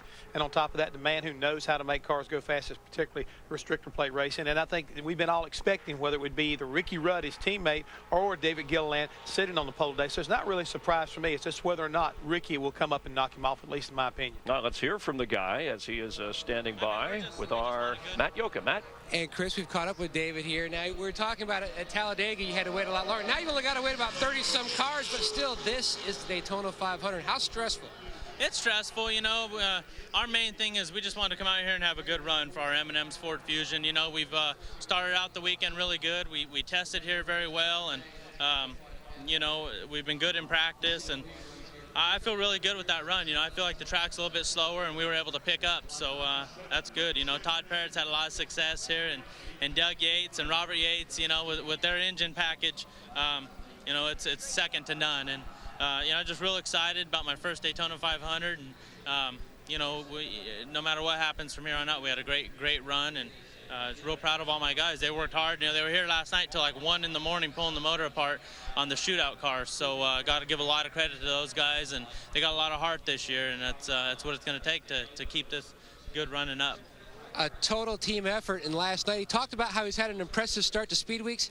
He finished second, almost winning the Budweiser shootout. Thanks, Matt. Reed Sorensen took the Target Dodge of Chip Ganassi Racing with Felix Sabates out on the track, but the 21-year-old has shut it down. Yeah, and I mean, that was a decent lap, yeah. first lap. Yeah, 49.30, but he's come to pit road now, and of course that means this run is over, you know, because he took the green flag. He can't do like Mike Wallace did a while ago and go back out and attempt again. So trouble's on this 41 car. Nevertheless, that first lap is the 20th fastest lap overall for Sorensen, so it will get him a starting spot somewhere in the middle of his dual 150 grid. Based on that lap, you know, if he'd have just picked up a half a second, he'd have been up in the top 10 had he not had problems. Well, it's still running, so whatever it was. Dick Berggren. The Big League NASCAR racing schedule, Mike, is the longest schedule in all of sports. It starts in early February, goes all the way to the middle of November. And the schedule takes teams from here in Daytona to California, north as far as New Hampshire and Michigan, south as far as Texas. So the drivers, virtually all of them, have these massive motorhomes, many of which are worth over $1 million. They'll come in on a Thursday night, move into the motorhome, which is driven to the racetrack by a chauffeur. They'll come in, move in. The motorhome is all stocked up with food and beverage and everything else that they might need. And they're all grouped in here together, so they can get really mad at each other on the racetrack, but they wind up as neighbors here. And we have one of these motorhome lots at every single racetrack that they go to. And they have barbecues and cookouts and picnic tables, and they all have their direct TV inside so they can watch the races as well. And these places even have playgrounds for the kids. Mike? So they do. Home away from home, Dick. You know, it used to be you come down to Daytona, and the first question you'd see somebody you hadn't seen all winter, where are you staying? Well, we're staying in the infield. What's the matter? You couldn't afford a hotel room? Yeah. Now it's where are you staying? Well, we're staying over on the beach of the hotel. What's the matter? Don't have a motor coach? That's right. Exactly. It's all changed. I'm going to tell Smitty, though, he is now a chauffeur. I didn't realize that. I don't know if I'd do that. Casey Mears has moved from Chip Ganassi Racing to Hendrick Motorsports. Brian Vickers vacated the number 25 at the end of 2006. And Casey Mears was tapped for this ride, and a lot of folks think he is just going to have a breakout year. He's been so close to winning his first Nextel Cup race a couple of times now. And this new combination may be just the ticket. Yep. His first lap, 49.32. Now, this will be the fourth Hendrick car to go out and qualify. His teammate Jeff Gordon is third right now in the 24 car. Jimmy Johnson in the 48 fifth, and Kyle Busch in the 5 car seventh. So they're pretty much all lumped together there, and it looks like that's exactly the area that the 25 car is destined to qualify. As you see right now on the tracker, 6th quickest. And we mentioned Jimmy Johnson's season last year. Darian Grubb, his crew chief for those first 4 races, again like the head football coach, Hendrick has put Darian Grubb over here as the crew chief for Casey Mears, and I think that has the potential to be a great combination. I believe so too. Yeah, I think everybody's right when they say this car, Casey's going to have a good year. I definitely agree with that. Mears is 7th fastest, and that groups the Hendrick cars, well, from 3rd through 8th. Very tight grouping there. And that's rewarding for a car owner, I think, is not only to have his cars fast, but if you have multi-cars, have them all together. That lets you know that information is being shared. talk about staying at the races. You saw a brief glimpse of how some of the teams get to the races? One of Jack Roush's 727s landing at the Daytona Airport adjacent to the track. Yeah, just one of them. He has, I believe, 2 operational and 1 for spares. Juan Pablo Montoya, former Formula One ace and Indy 500 winner. Well, I know everybody's excited about Toyota being here, but I'll tell you the next most exciting thing, or maybe even more exciting, is this young man right here. Fun guy. He's impressed me with what he's been able to do in a very short period of time. I think the term rookie, though, gets misused. I think about David Gilliland. He's not a rookie, but Juan Pablo Montoya is. And, you know, when you look at experience, I think that is the deciding factor in who should be a rookie. Well, where was it that A.J. Foyt, after a long layoff from stock car racing, came back to run a race, and they made A.J., 4-time Indy winner, Daytona 500 winner, they made him put a yellow rookie stripe on his bumper for one race. Well, he had to take a rookie's test at Darlington one year. That was it. Yeah, at Darlington. But let's explain why Juan Pablo Montoya is categorized as a Rookie of the Year candidate and David Gilliland isn't. NASCAR has a rule that if you run more than 7 races in one season, then that takes away that you can't be eligible for a Rookie of the Year. David Gilliland ran more than 7. Juan Pablo Montoya only ran 1. Now there you see his owners, Chip Ganassi in the middle, Felix Sabates there, actually talking to Robert Yates right now. And that's Juan Sr. right there next to right behind Robert. Right here. And look at that number on the bottom left, P2. Now his first lap was a 49.15. We know David Gilliland ran a 48.85, but this definitely looks like it has potential to be on the outside of the front row right now with this Dodge. The car sure looks smooth. Boy, that would be a surprise. In Chip Ganassi Racing, that whole group over there, Tony Glover, all the crew chiefs, they have worked so hard on their restrictor plate program. But remember, this team did finish second last year with Casey Mears in the Daytona 500. Speaking of second, he's second quickest right now. Juan Pablo started in go-karts at age 5 and won the Children's National Championship Columbia at age 9.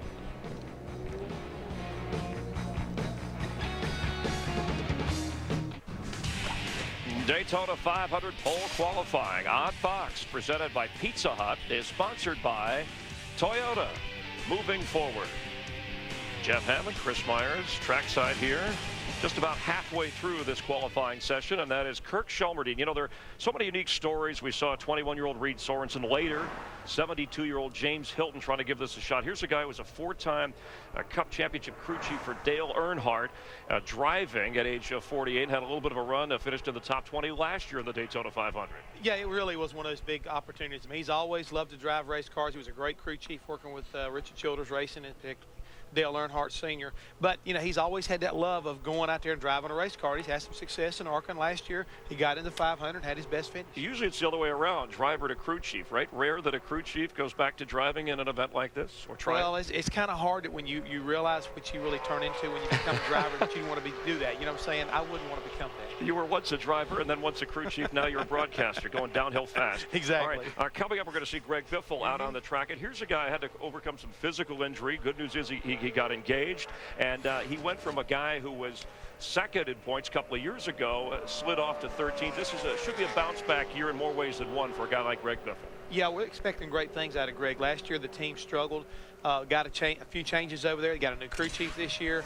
Last year, even though he won the final race at Homestead, they decided to make a crew chief change. So it's going to be interesting to see how this whole operation kind of comes together. And, you know, Greg expected to have, you know, great things happen for him, but then he went to a tire test end of last year, banged himself up as far as his shoulder's concerned, and then he had another crash during this recent test in Las Vegas. So he's playing a little bit hurt early on in the season. He can't stand many more hits like that. When I saw him down here, he said he felt good, but anxious to get back, more comfortable behind the seat. Pat Trice and the crew chief you're talking about. What about the official announcement coming this week for Roush Racing? Ian, a partnership with John Henry, Tom Warner, ownership of the Boston Red Sox. The Cat in the Hat still will run things. Well, I think it's saying that, you know, we've got some great fans out there. Mr. Henry's a big-time race fan, but at the same time, I think he's a business businessman who realizes the benefits of being involved in NASCAR racing and what can be done with it. I mean, a lot of things are being speculated on that, we're starting to look at maybe some other business opportunities, maybe taking one of these teams public. So a lot of things being talked about. So I think NASCAR, once again, is getting ready to take another big, step forward. Larry, Darrell, of course, John Henry, a fan of racing. Yeah, he started an internet company, iRace. It's online computer racing. And he is a huge race fan and actually races online a lot. So it's not like he's just some guy that was, owned a baseball team, said, hey, I think I'll go dabble in NASCAR for a while. He truly is a sports fan, and I think he could probably bring a lot to the table at Roush Racing. Right now, speaking of Roush Racing, Greg Biffle will be the slowest of the 4 Jack Roush cars to qualify. Ends up 18th now. There's still one more Roush car to qualify late in the session. Carl Edwards in the 99 car. And that's got to be a big disappointment for the man who won the pole. Wonder what happened for this race in 2004. This is James Harvey Hilton, NASCAR Rookie of the Year, back about 1966. He is 72 years old. And he is trying to qualify for the Daytona 500. And we should mention also that Kirk Shelmerdine's run is 29th fastest in his Chevrolet 49.68, which would not be fast enough to make the race on speed as he did 1 year ago. Let's check with Matt. Hey, we're catching up with Juan Pablo Montoya now. A great lap. You were just explaining to one of your crew members how the race car feel-wise was on the racetrack, but I know you're pleased overall with the performance of this team the entire speed week so far. It's been great. Texaco having the Dutch has been amazing, and I think everybody at Chip Ganassi, come up such a long way. The engine program and, the cars themselves, it's good. I'm just really happy. I think my time and my move to Chip Ganassi, and into NASCAR was probably the right move, and I'm just really happy to be part of this. Right now, he's holding in the second position. Some heavy hitters, though, Mike, still left to go. Former pole winner Mike Skinner on track. Bill Elliott yet to go. Casey Kane, Kenny Schrader, multiple pole winner here. Harvick, Waltrip, Earnhardt, Jarrett, Rudd, Mark Martin among those left to qualify. Now, Mike Skinner is in a very, very tough situation. This is the 3rd Toyota to try to go out and qualify. He's not locked into the show, was not in the top 35 in owner points, but he was actually fairly quick in that final practice yesterday, 13th. But if indeed he does not end up being one of those 3rd fastest cars out of the cars that are not locked in, he, like his teammate Dave Blaney, had an engine problem. So he will have to start the dual race on Thursday at the tail end of the field, which puts you in a pretty deep hole. 49.50 for Mike's first lap. 35 teams are locked in by owner points from last year.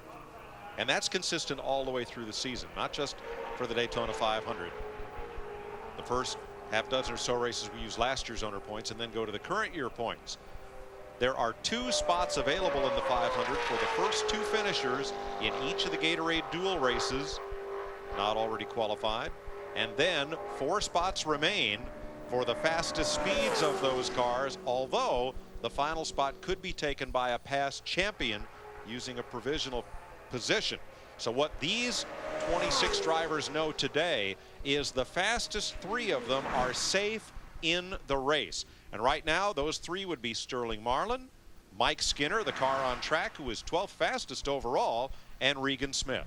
And we talk about teams getting aggressive. What the Toyota people anticipated yesterday or analyzed that may have happened to Mike Skinner's engine and Dave Blaney is one thing they will do, Darrell, is turn the oil pressure way down to help where there's not so much oil flowing at such a fast rate and a high pressure through the engine. It helps the engine. They may have went a little too low with oil pressure yesterday in practice. Yeah, we have a light on the dash, and it's a low oil pressure light.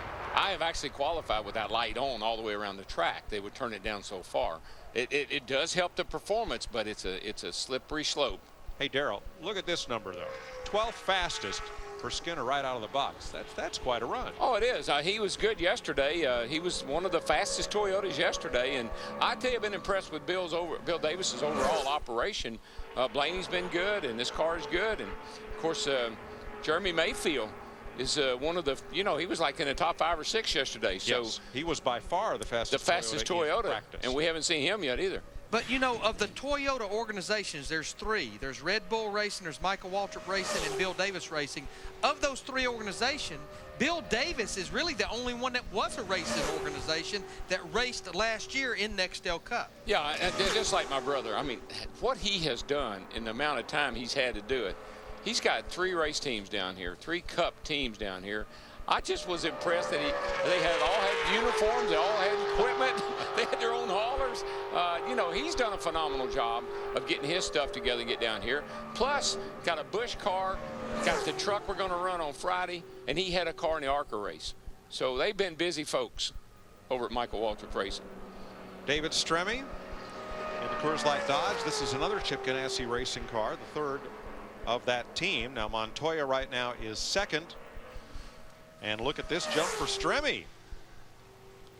And this would not be a total surprise because David was 7th quickest in that practice yesterday. Now his time was a 48.52. I'm not sure he's going to get to that time, but right now he is looking like, I mean, he has gained a lot on his 2nd lap. I think this young man, the second half of last year, he really started to show some promise.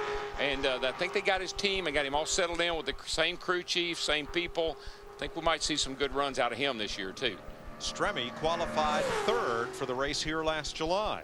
Well, he's going to be pretty doggone close to 3rd. And you know, he's locked into the show now. When he qualified 3rd in July, he was not locked in. He had to qualify on time, and he backed up exactly what he ran in practice yesterday. 48.52, 2nd quickest for the 40 car. What impressed me about him last year, when he had to make it in on time, he did it. Coming up, Stanton Barrett, Johnny Sauter, Bill Elliott, and later, Ricky Rudd, who was the fastest man in practice.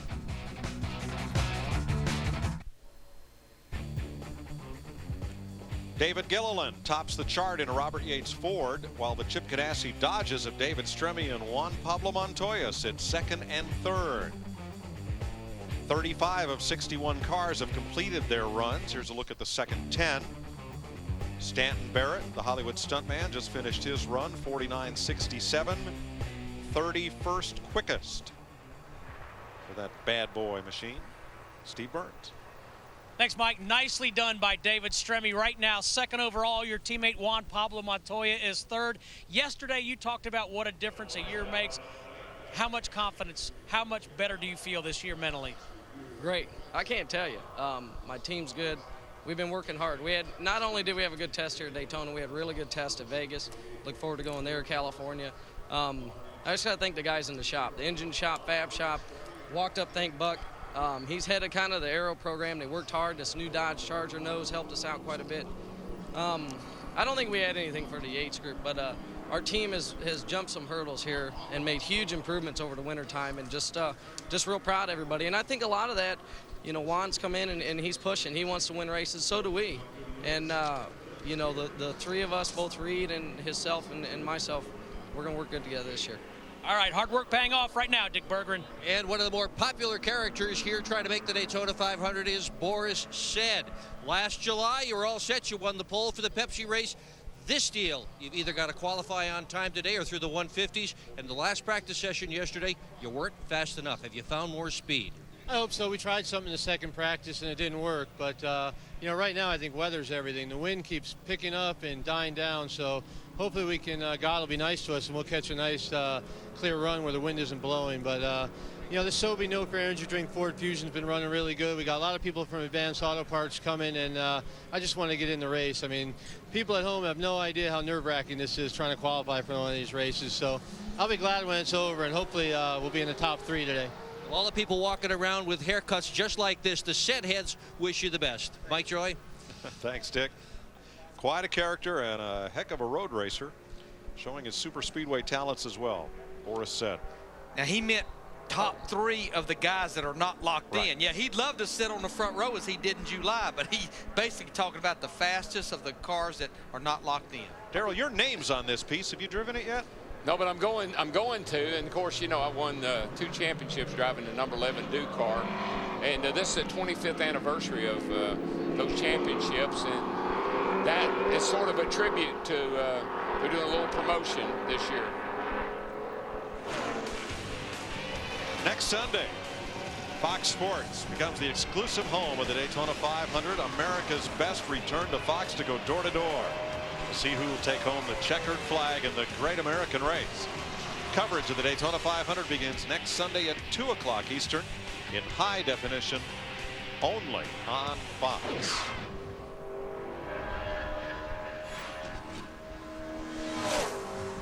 Johnny Sauter, second generation driver, moves up to Nextel Cup, moves back to Nextel Cup, let's say, as Haas Automation.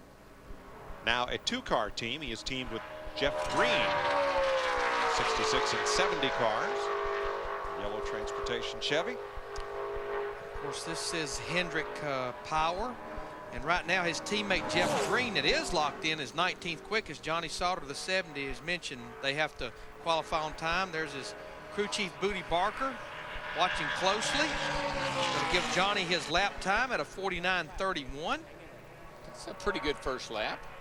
Should run well down in the 48s, maybe in the 80s, which would be quicker than his teammate Jeff Green. And then he'd be flirting with being one of those 3 fastest cars not locked in. When we and talk know he's safe in the race. We talk about cars locked in. I know yesterday I remember Ruderman. I think he ran like a 60 something. So if he could back that up, that's going to put him in pretty good shape as well. Not sure. There were a couple other cars that were pretty quick yesterday too. Yeah, Ruderman, Mike Skinner, who's already been out there and qualified. Jeremy Mayfield still to go. Yeah, that's who I was trying to think of. Johnny's brothers, Jay and Tim, racing the Busch Series. Their dad, Jim Sauter, longtime mainstay of racing in the Midwest and in Nextel Cup. Great pickup, Whoa. Mike. 48.68. That puts him right behind Sterling Marlin. So right now, that would be the fastest 2 of the guys that are not locked in. Nice run for Johnny Sauter. Dick? I'm with Kevin Harvick. His car has not been fast in single car practice, but he says it's going to be fast in the race. How is that possible? I don't know, but we've struggled a little bit by ourselves with the Shell Pennzoil Chevrolet, and man, we got the thing in the race last night, and that car was really good. So looking forward to Thursday and Sunday, and just having a lot of fun so far. So I've been keeping an eye on the most stressful guy in the garage right there. Who's that? Michael Waltrip. Starting 3 Cup teams. My goodness, I feel for the guy. It's they got some nice chrome wheels, and looking forward to seeing how they do. But he's fun to watch. We wish you good luck too. You're fun to watch as well, Mike. Kevin Harvick having some fun. Big surprise. There's our DLP Ultimate Picture Cam right over start finish. As Johnny Sauter's completed his run, and that should bring Bill Elliott out onto the racetrack. Now let's talk about this part of the inspection procedure. You know, we've talked about, Mike, one of the things that can really make a car run fast, which is under the hood, the engine, but this is the other thing. This is the rear spoiler. Now, most racetracks we go to, NASCAR mandates the size, but they really don't care what angle you run it. Now, the more you lay that rear spoiler back, this rear spoiler right there, the more you lay that back, the faster the car's going to run. NASCAR mandates the size, and they mandate the degrees it's at, 55 degrees. Everyone will have to run it at the same degrees, and this is how you adjust it. They mandate those braces, the location, and I guarantee you, teams will try to squeeze by at 54.7 degrees if they think they can, but NASCAR checks it in 3 or 4 places, and they check every car in the same location on pit road, has to be 55 degrees. That's one of those areas, another one of those areas where guys have gotten real creative in the past. We've actually had the spoiler made out of, people have. You and Hammond. Have made the spoilers out of material that was the thickness it was supposed to be, but it would bend as easy as butter, just so it would lay back a little bit. So now they test for that too. They test for that too. All these inspection procedures you see are because they've made the rule, people figured out how to get around it. This is Bill Elliott, who won 3 straight pole positions for his own family-owned Georgia-based team back in the mid-'80s. For the Daytona 500, now comes here in the Huddle House Dodge, and Elliott is one of 2 drivers eligible for the past champion's provisional to gain entry into the race. Dale Jarrett is the other. Since Jarrett's the more recent champion, he would have priority on that position if needed, and Elliott's time of 49.25 would not get him into the 500 on speed. He'll have to either race his way in on Thursday or be hopeful that Dale Jarrett doesn't need that provisional. I was going to say, if he doesn't get in on speed or it doesn't look like he's going to race his way in, he will be pulling harder for Dale Jarrett in the door races on Thursday than Dale Jarrett fans. I might be wrong, but I believe that car had a last year's nose still on it. I don't believe it had it didn't look like it had the new Dodge nose that's got the more flat. That is the old Charger nose. Yeah, the old Charger nose exactly from last year. They haven't switched over to the new one on that car. Like that. There's the new Charger. Yeah, you see here, this area here is more laid back like all the other cars are. Puts a little different face to the wind. In the 2007 version. That was Mike Bliss's car that we saw. And this is Casey Kane driving for Ray Evernham. Got crashed out on the last turn of the last lap last night in the Budweiser shootout here. Along with his teammate. Elliott Sadler. From Enumclaw, Washington. 7 wins. 6 of them last season. Last year, Kane had a great year in the regular season leading up to the chase for the Nextel Cup. He'd scored 5 wins by that point and wound up 8th in the final standings. Totaled 6 wins, more than any other driver, and had 5 top 10s in the final 7 events. And Mike, not only was he a busy man during those 36 races last year, people say, well, what do these guys do during the off season? Do they take a little time off? Well, in some degree he did, but he and his family went over to Australia for a couple of weeks, took some of his friends and family over there, and he raced in some sprint car races over the holidays in Australia. They never quit racing.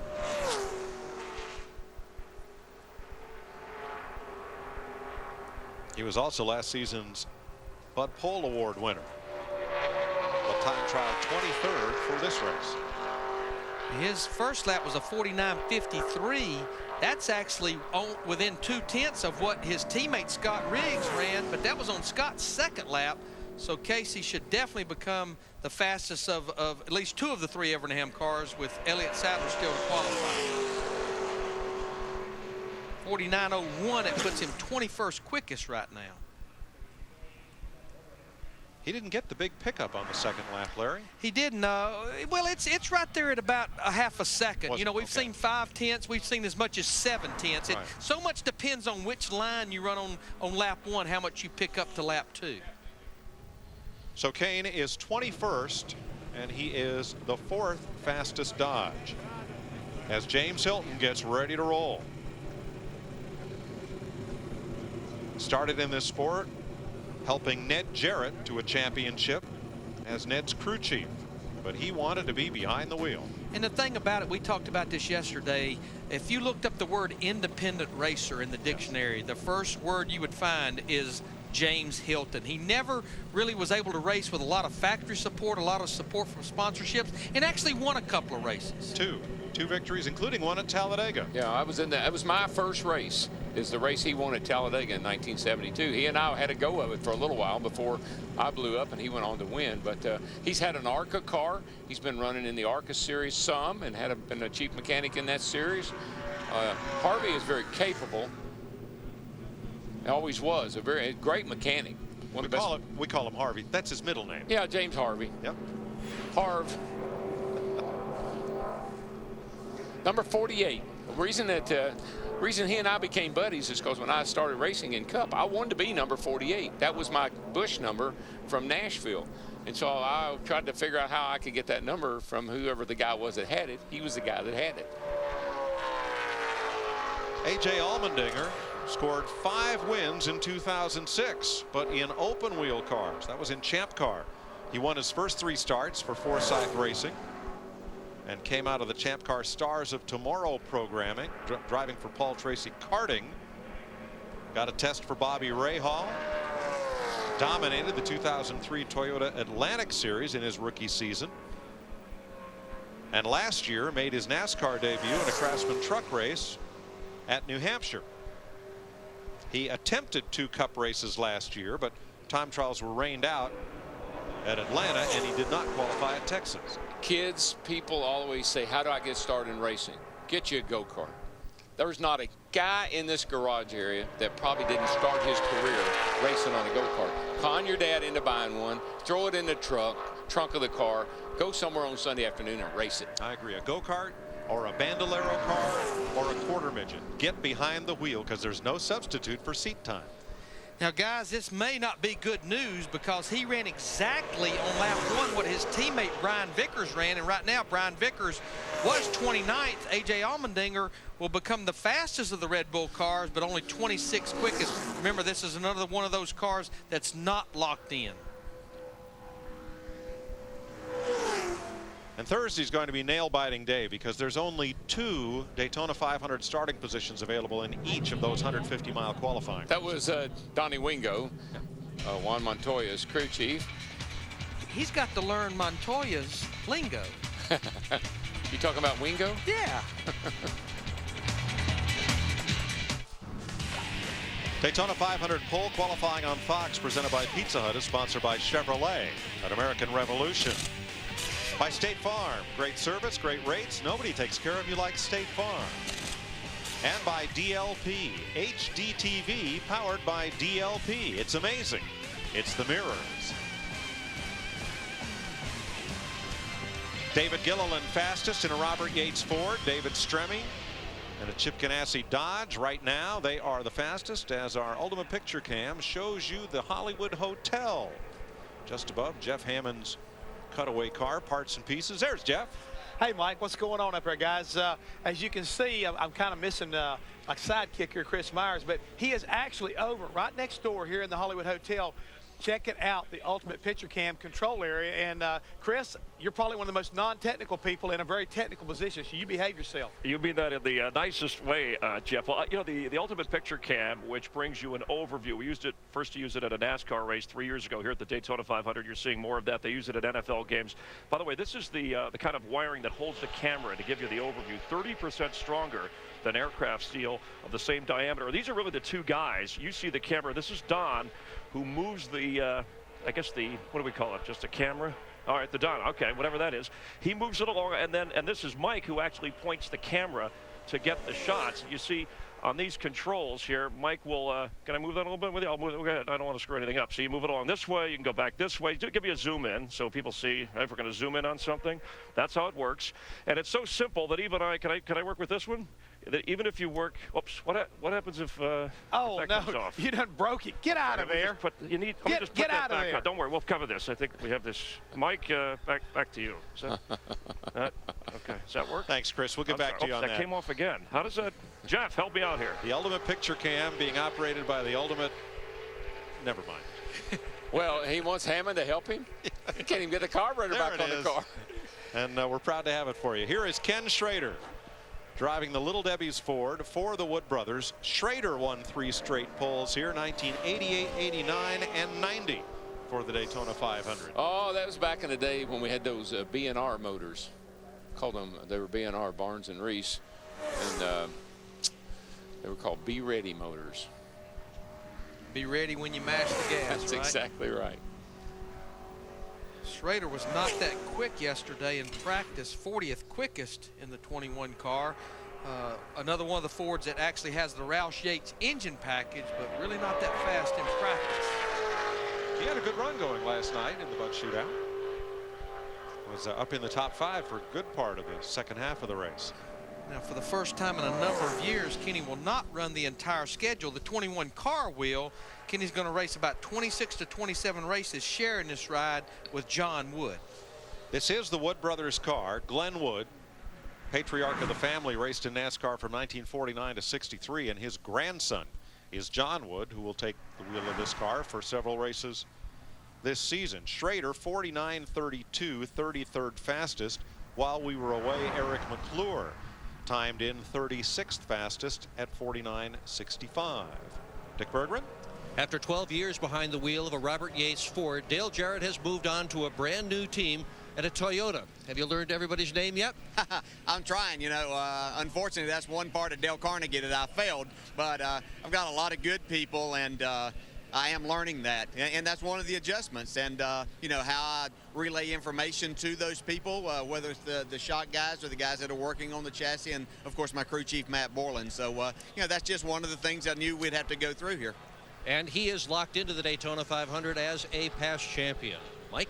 And his dad's here. His dad, Ned, is a two-time NASCAR champion and was up visiting with us a little bit earlier, getting to play some golf down here. Let me correct myself on those BNRs. That was Ronnie Revis and Kenny Bingham. Barnes and Reese, that was a company up in Virginia. So I had a brain fade there. And then there's the bookstore across the street. Yeah. Yeah. Not Barnes and Nobles. Speaking of Toyotas, this was the fastest Toyota yesterday in practice, but there you see right now, half the Toyotas have qualified, with Mike Skinner being the fastest. And Mike Skinner's actually the only one of those 8 that will not run the entire schedule, will run a partial schedule. But this was the fastest Toyota in practice yesterday, Jeremy Mayfield, the other Bill Davis car. Mayfield trying to make his 14th Daytona 500. Finished 4th here for Cale Yarborough in 1996. Or, excuse me, qualified 4th fastest for Cale and finished 3rd here for Penske Racing in 1998. And Mike, his time yesterday was a 48.42, so if he can pick up about a 10th, then he can get up there near the top. But that was going to be a stretch because lap 1 is a 49.27. We know David Gilliland ran a 48.80, so you know, a good 3 or 4 tenths off of what David Gilliland ran. Now look on our crawl at position 14, Mike Skinner. Skinner is in yellow. That means he must time or race his way into the field. The drivers whose names are in white are locked in. They have a guaranteed start in the Daytona 500 because of owner points. All right, Mayfield has the fastest first lap of any of the Camrys. And he's flirting with becoming the fastest Camry because Mike Skinner's 14th. I just noticed down in there, I swear, I believe the boy forgot to put his gloves on. Yeah, he doesn't have gloves, but we need to make sure and stress that they are not mandatory to wear fire retardant gloves, driving gloves. It's only suggested. Highly recommended. Highly recommended. You know, sometimes qualifying, you might want to, you know, just have that good feel in the wheel. Drivers got a lot of weird right now, that's things 3rd of the top 35 cars. Non-30. And that's the important part. He is 3rd fastest of the cars not locked in, and he is the fastest Toyota. 50-year-old Ricky Rudd talking with 72-year-old James Hill. Yeah. Krista. Dale Jr. getting ready to get into his Budweiser Chevrolet. And Jr., you ran a 48.65 in practice yesterday. What's a legitimate time for you guys here today? 48.65. Hopefully, we've never really been good at backing up while we run in practice, and we feel like we might have a chance of doing that today. And Tony Jr. says that he's helped the car a little bit, so we'll see what we run. You know, we've had a great car up to this point.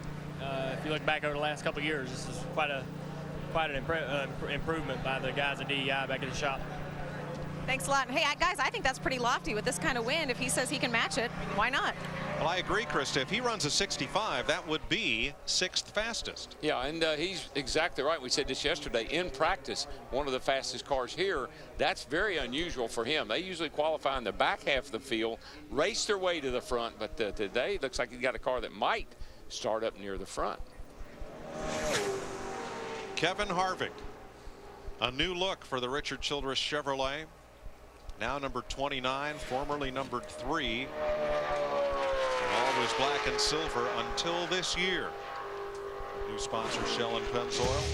There's Kevin Harvick from 2006, finishing 4th in the Nextel Cup standings with 5 victories. Twice at Phoenix, Watkins Glen, Richmond, and New Hampshire. In the last 11 races, Harvick visited victory lane 3 times.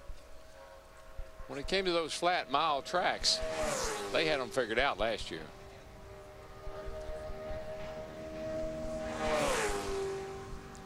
Looking to become the 6th driver to win a 500 pole for Richard Childress Racing. Jeff Burton last year, Dale Earnhardt, Jeff Green, Ricky Rudd, Mike Skinner, the others. Sorry, Mike. I just don't like the way that right front's poking up in the air there. The car's got a little bit of it's a little high in the right front going down the straightaway. That's got to be hurting it. Looks like it levels down. It comes down pretty good in the turn, but sticking way up there as it comes down the straightaway. And Darrell, I talked to Richard Childress this morning, owner of these 3 cars. Kevin Harvick, Clint Boyer, and Jeff Burton is right now. Kevin Harvick will end up 24th quickest. And he says one of the things that they did is they somewhat changed their engine combination to put a little more bottom end torque, mainly thinking about the race, and he feels like it's hurt their overall speed as far as qualifying. I want to go back to that shot of James Hilton and Ricky Rudd. I know they're separate now. James Hilton has 601 career Nextel Cup starts. Ricky Rudd, 875. Those 2 guys you saw standing there, 1,475 career Nextel Cup starts between the 2 of them. A lot of experience there. Look at that. Ford, Dodge, and Ford. And among those top 4, 3 of those drivers have never raced in a Daytona 500. And we do need to make note that actually Montoya has 1 career start. He made the start at the Homestead Miami Speedway race the end of last year. Michael Waltrip, new intake manifold installed and the car through NASCAR inspection. Now brings his Toyota onto the track, the Napa Toyota. He'll be the 44th driver of 61 to take time today. I believe he can come in there right in behind Sterling and Johnny Sauter. I believe he'll be in the 60s based on what he ran yesterday, and assuming that everything's the same. Darrell, what he'll need to do is better right now a 48.82. That's where Jeremy Mayfield is in another Toyota, the 3rd fastest of the cars that are not locked in. This field is the largest for the Daytona 500 since 1995. That's the last time we had more than 60 cars come here to attempt to qualify for one of the 43 positions. Larry, when's the last time you remember somebody starting up a new operation, not just for 1 car, not just for 2 cars, but for 3 cars? I'm not sure that has ever happened before. Not in my, I mean, I know owners that have, or I know sponsors that have sponsored cars more than 1 or 2 down here before, but no one has started from scratch and brought 3 teams to Daytona. Now, Darrell, his first lap, not great, 49.62, but I did notice he ran about as high as you can run on lap 1, which that means when you come to the bottom as he is now, you should pick up a little more than what you've seen on the normal 5 to 6 tenths. He's going to be right on Skinner's back bumper, if not just right in front of it. Right now, it looks like he's flirting with maybe a 48.90, right in that neighborhood. 48.94, and that's just 1 notch quicker than Regan Smith. But you know what? It could end up being that close as to who gets in and who misses this Daytona 500. So Waltrip will have to race his way in on Thursday. Mark Martin yet to go. David Reagan 4th. Juan Pablo Montoya 3rd, David Stremme 2nd, and David Gilliland fastest so far.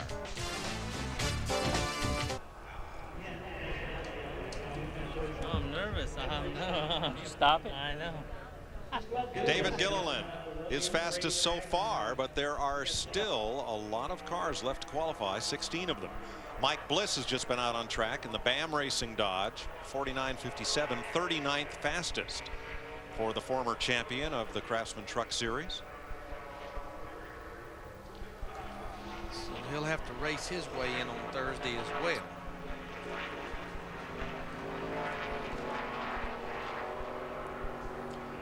Dale Earnhardt Jr. will be one of the drivers next Sunday. You can ride along with NASCAR Hot Pass on DirecTV. He'll have his own channel on DirecTV where you'll see our Fox telecast in the upper right, and otherwise hear team communication, see onboard views, and he'll have his own commentators for the race, as will Tony Stewart, Michael Waltrip, Jimmy Johnson, and Kevin Harvick. And it's a free trial for NASCAR Hot Pass next Sunday on DirecTV. So give it a whirl. And ride shotgun with Dale Jr. or your favorite driver. The drivers will rotate every week of the Nextel Cup season. You notice Dale Earnhardt Jr. in the 8 car, the Budweiser car, he was right up against the wall through turn 1 and 2. He's really working to get that thing wound up and run the longest distance on lap 1 But trust me, like about everyone we've seen, when he gets to that start-finish line, he'll pull her right down to the bottom, get to the shortest distance. He qualified second for this race in 2003 and won it a year later. He told Christie he hoped to back up his practice time of 48.65, which would put him 6th fastest. And his Chevrolet, the nose on it seems to be riding just a little higher, but the difference of his and Kevin Harvick's, for instance, Harvick's was hiked up on the right front. Dale Jr. is pretty flat all the way across. And Darrell, we were talking earlier about the rear spoiler when they were checking the angle of Michael's car on pit road. What makes the attitude that car goes through the air down the straightaway so important? You don't want it way down, because that kicks the rear spoiler up in the air because everything's hooked together.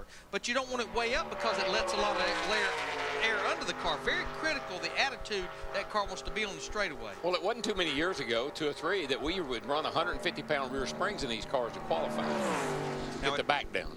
But it looks, Darrell, as this lap goes along, you see that differential there, and that car continues to lose a bit of speed to the pole sitter. From about turn 2 on, that differential kept getting greater. Yeah, 48.91, so he's about 3/10 off from what he ran in practice yesterday. But right alongside his teammate, Martin Truex Jr. And I know we've been talking a lot about the win, Mike, and a lot about gear selection. I know this group, they were really searching, the whole DEI group, about, okay, what gear do we need to put in? Do we need to really put a low gear in to compensate for win, or we're going to go with a little higher gear hoping that the win will not be that bad? What was the lap? Junior asking for his time. Here's Dick Bergman. With Mark Martin, who after 19 years of running every single Nextel Cup race in 2007 is on a partial schedule, and I have never seen you smile more than now. Why are you so happy with the partial schedule? Oh, I'm just, I feel like a ton of bricks is off my shoulders right now, and I'm just excited to be a part of the U.S. Army team, and it feels so good to work with these guys. And, you know, we had a great race last night, good start. These guys, you know, to run well is just going to be a bonus, because it's just awesome to work with this team. And after trying to win the Daytona 500 every year since 1982, he's got a real shot at it. This is a solid team, Mike. Yes, it is. He is one of the 4-car Bobby Ginn Racing effort here in Daytona. We were talking at the top of the show of how much effort, energy, and how much it means to sit on the, not just the Bud pole for the Daytona 500, but the front row.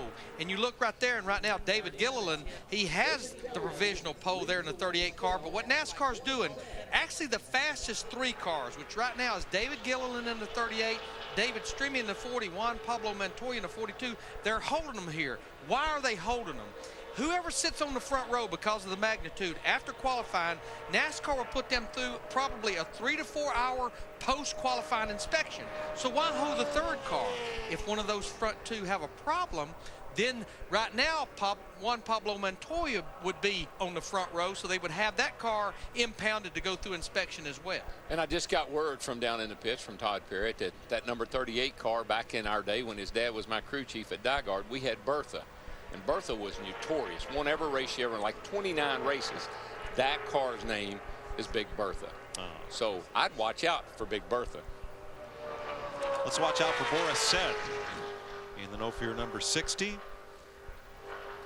And this is a Roush effort in part. Boris Said, crew chief Frank Stoddard, and they're receiving assistance from Roush Racing. There's another guy with no gloves on. Must be a qualifying thing. Yeah, Mike, their shops, they're right over there on the Roush complex. And right now, Boris Said will become the fastest of the cars that's not locked in. In fact, in the top 5, he's 5th quickest. Man, they got it figured out for down here, don't they? On the pole here in July. We are 5th, okay? 5th. I don't know how we've done it, but we're 5th. I can finally eat. That right there pretty much says it all. Frankie Stoddard. He can finally eat. The Said heads will celebrate.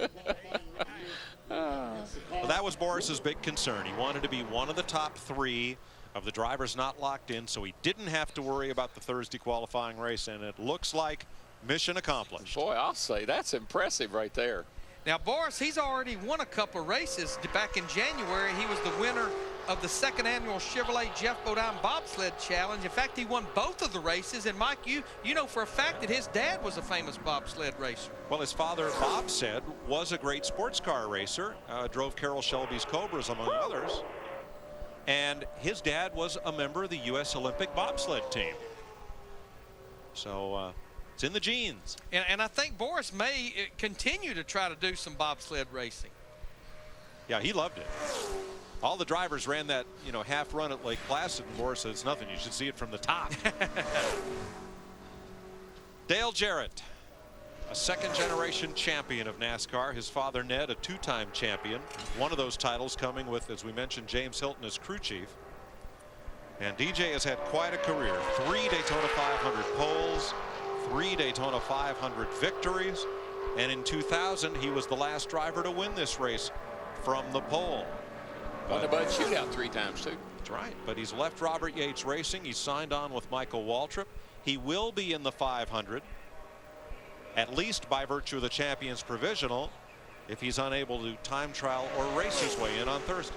And Dale Jarrett hopes that's how he gets in the Daytona 500, by being one of the fastest 3 or 4 cars or racing his way in, because NASCAR will only give you that championship provisional 6 times over the course of the year. He doesn't want to use one up here at the very first race. And that, Larry, is a brand new rule that was just announced within the last 2 weeks. It used to be that a past champion could use as many provisionals as he needed in a season, and now he's limited to 6th.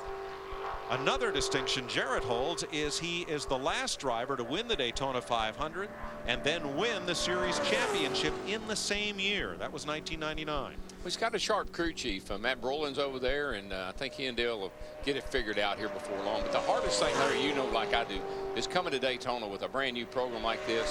Restrictor plate engines are fickle little things. Man, I tell you, they've done a great job just to get here, I think. They really have, Darrell, but I think we can take one off the checklist. That time will not be fast enough, so now Dale will try to race his way in through the dual races, and if not, then, as you mentioned, Mike, he'll have that championship provision. Well, based on how he ran last night, he started on the pole in the Bud Shootout, and he said the car was not very good. Fell to the back and pretty much stayed there.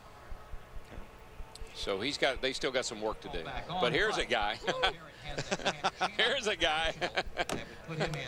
Mr. Enthusiasm. Boris said Frank Stoddard right there with him. There's Frankie. Let's go downstairs.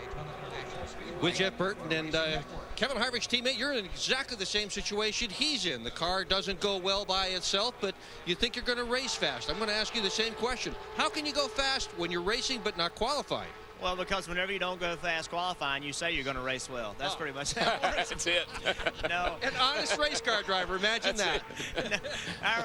Honestly, our guys have put a lot of effort into the Daytona 500. And, we came in here to test, and we believed that handling was going to be really important. We put a huge emphasis on that, and some of that's going to hurt our speed by ourselves. But as you saw last night, Harvick ran really well. We ran well. I made some stupid moves last night that cost us some spots, but we ran well, cars performed well, and that's what we're trying to do. We're here to win the Daytona 500. We can't win it. We get as many points as we can, and I think we got the senior Chevrolet where it'll drive well, and that's what we worked real hard on, and hopefully it'll pay off. Thank you, Mike.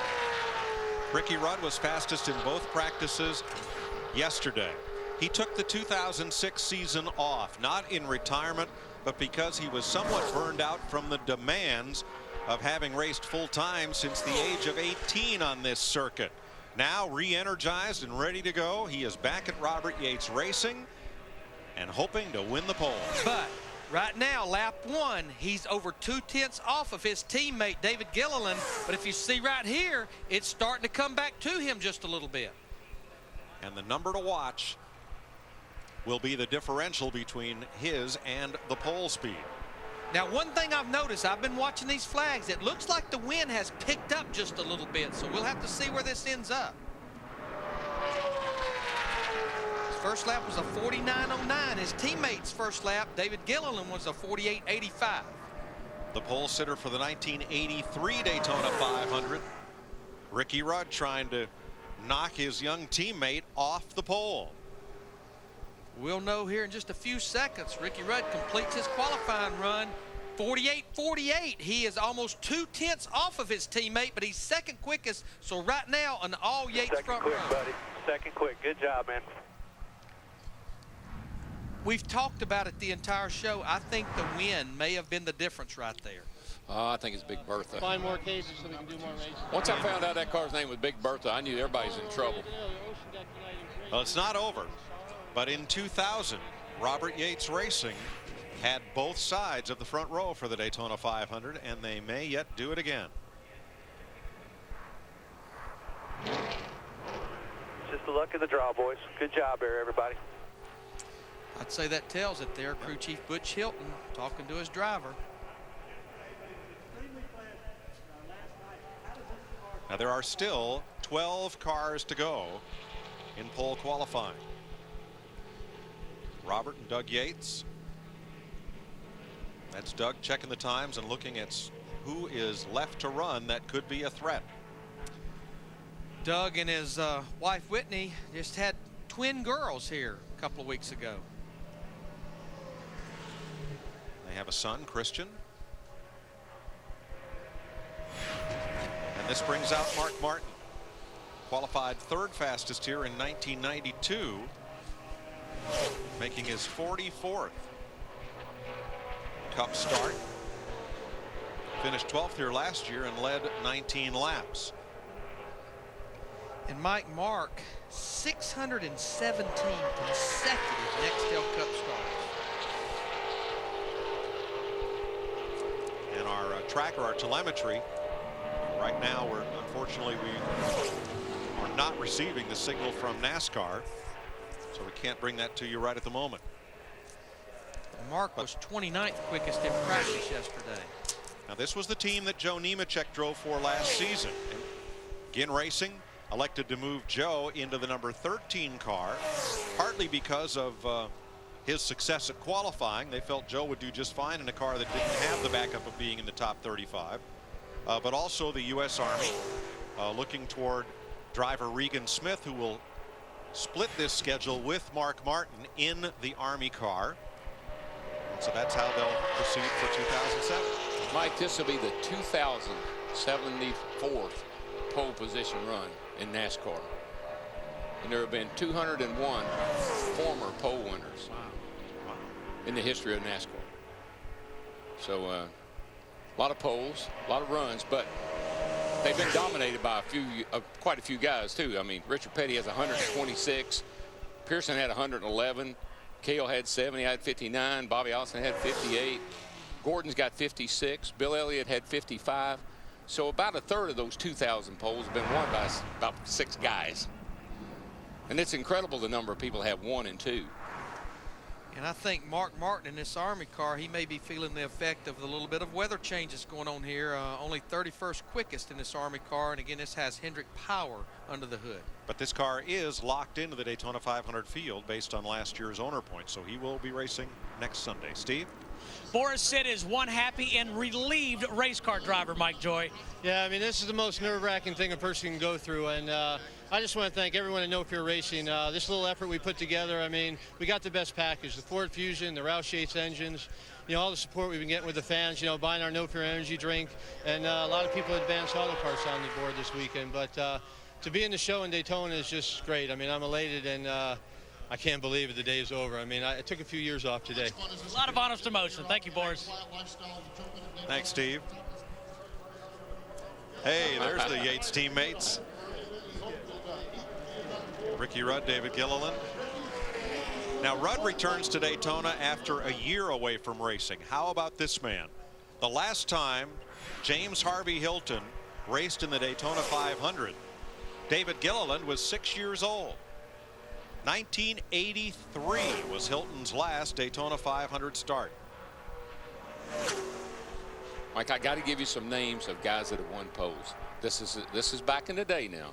Fireball, Fonnie, Cotton, Shepard, Gober.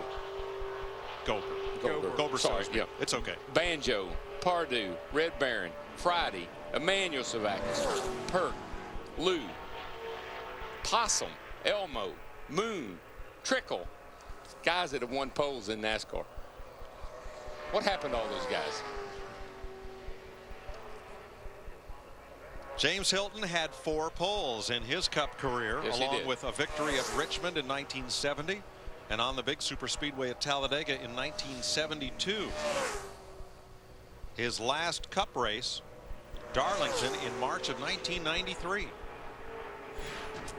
You know, Mike, I talked to James down here at the test back in January, and he told me, you know, he's leased this engine from Richard Childress Racing. He actually bought this car from Richard Childress Racing. And he said, you know, Larry, I know it's going to be a stretch for me to make the Daytona 500. But he said, one thing I know, I'm going to get to test this car, I'm going to get to practice this car, and I know I will at least get to race in the dual races on Thursday. Well, the other question it would answer to someone like him is, what would it be like to drive one of the cars they're driving today? If I had really top-notch equipment, how would I have stacked up? What if I'd had this car 25 years ago, 30 years ago? How would I have stacked up? And so what's it like to drive a first-class car? And this is first-class equipment. 50-10 for James Hilton. 50th quickest. As Daytona 500 qualifying rolls on with teammates Gilliland and Rudd fastest. Daytona 500 pole qualifying is presented by Pizza Hut. Want more cheesy bites? Get America's favorite pizza. And sponsored by Napa Auto Parts. Napa, get the good stuff. There's your front row right now. The M&M Mars twins of David Gilliland and Ricky Rudd for Robert Yates Racing. Paul Menard for Dale Earnhardt Incorporated. In the Menards number 15, 49.07. That is 30th fastest. In this team, they will run the entire 2007 Nextel Cup schedule. And I know we've been talking about the top 35 and owner points. Just to reference the fan to how that actually works is for the first 5 races of 2007, it goes back to how the teams finished in the 2006 owner point standings. Once we complete race 5, then it's on the current 2007 standings as they are. Whole car sounded like it had the wrong gear in it to me there. Paul Menard? Yeah. Yep, he's going to have to race his way in. Maybe a little too low gear. Sounded low. Ryan Newman was 18th in the standings last year with his Penske Racing South Alltel Dodge, so he'll be in the Daytona 500, in which he finished 3rd last year. James Harvey looks pretty happy. He does. You know, a lot of fellows kind of made a career out of racing here on Thursday and enjoying it. Del McCowart, Phil Barkdahl, Marty Robbins. Now James Hilton. I don't know, but I don't know if anybody 72 years old has tried to make it lately. And you know, that's pretty phenomenal. Mike, you mentioned Del McCowart. He actually made the Daytona 500 in 1992, and I went and congratulated him. He was actually leasing engines from Robert Yates that I was working for at that point. And he said, I don't know if I'm happy or not. I used to enjoy partying the rest of the weekend. Now I got a race on Sunday. That was his famous quote. I may have never won a race, but I've never lost a party. He put swimming pools in. Yep. Everybody racing had a swimming pool when Delbert was around. Especially people who leased engines from. How many swimming pools would it cost? 37 butt poles for Ryan Newman in 188 starts. His pole winning percentage at the beginning of last season, 1 out of 4. It's now slipped to 1 out of 5, but that is still very impressive. Yeah, it just goes to show, though, nothing stays the same. You know, once you get it figured out, doesn't mean you're going to keep it that way. You know, he had a good run coming on there toward the latter part of that race last night in the Budweiser shootout, and then had engine problems fairly late in the race. Checkered flag for Newman. 49.01, 27th quickest, 5th fastest of the Dodges. Krista? Well, of the outsiders needing to get it on time, remember, we're kind of the bubble, the magic number is the 3rd fastest, the 3 fastest. In practice, that spot belonged to David Runeman. David, I talked to you earlier this morning, and you were a bundle of nerves then. You're just about to go out and qualify. Where are the nerves at now? It hadn't got any better, I can tell you that. Domino's Toyota was, you know, we were pretty decent practice, but, you know, unfortunately for us, the guys that we got to beat were right there too. And I don't know if the winds ain't gotten any stronger or less. I don't even know. I just want to go run a couple laps here and get it over with, and hopefully Giller will and be good enough.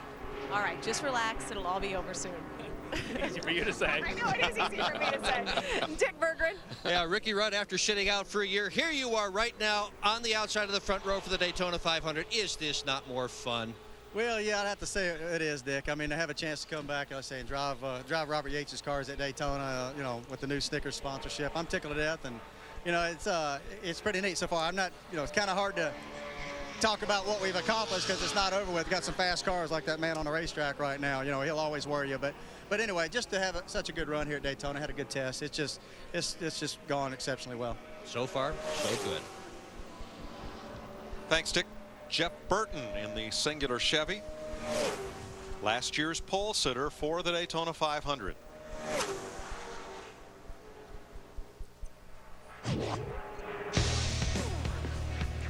Jeff Burton wound up 7th in the chase for the Nextel Cup in 2006. One victory. That came on the Monster Mile at Dover, Delaware. Total of 20 top 10 finishes and 4 pole positions last year. Kind of like his teammate. I watched that car go down the back straightaway there, and that right front just kind of, I mean, I think that's got to be hurting those cars a little bit. Because it's letting the air up underneath there. Getting quite a bit of air on the right front. Right now, his teammate Kevin Harvick is 29th, and his other teammate Clint Boyer 36th quickest in the 07 car. So she's kind of cocked up over on the right side. And we do need to mention, guys, that after Paul Menard ran, that leaves only 2 of the cars to run that are not locked in. So, yeah, Boris said, absolutely, we know now he will race in the 49th annual Daytona 500 next Sunday. And what we're anticipating is that either Dale Jarrett or Bill Elliott will need to take advantage of that champions provisional. So there's only 7 remaining spots in the race. The top 2 finishers of those 26 cars in each of the Gatorade duels, and 3 drivers from this qualifying session, which right now would be Said, Marlin, and Sauter. What a difference a year makes. This is the exactly team that was on the pole a year ago. Jeff Burton in the 31. Now they're 45th quickest, and they're well over a second off of the Bud pole right now that David Gillen hold. And you know, Darrell, that's without very many rule changes from a year ago. Yeah, that's surprising. Really is. David Gilliland still quickest. And his dad, Butch Gilliland, longtime West Coast racer and champion. Welcome to Fox 3D, another of the tools that we have to bring you the story of the race as it unfolds. An incident may take place where we may not have a camera pointing at a certain car or an onboard camera, and we want to show you that car's progress through an incident. And we can use Fox 3D to give you any angle of those cars from their GPS positions as things unfold on the racetrack. We're going to love it. Fans are going to love it. Drivers are going to dread it. How did they see, though? How did they know that?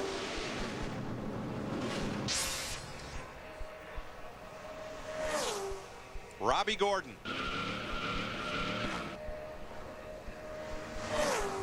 Spends his away from the track time racing in events like the Baja 1000, the Dakar off-road event, multi-day event. What is that, 8 or 10 days out in the desert?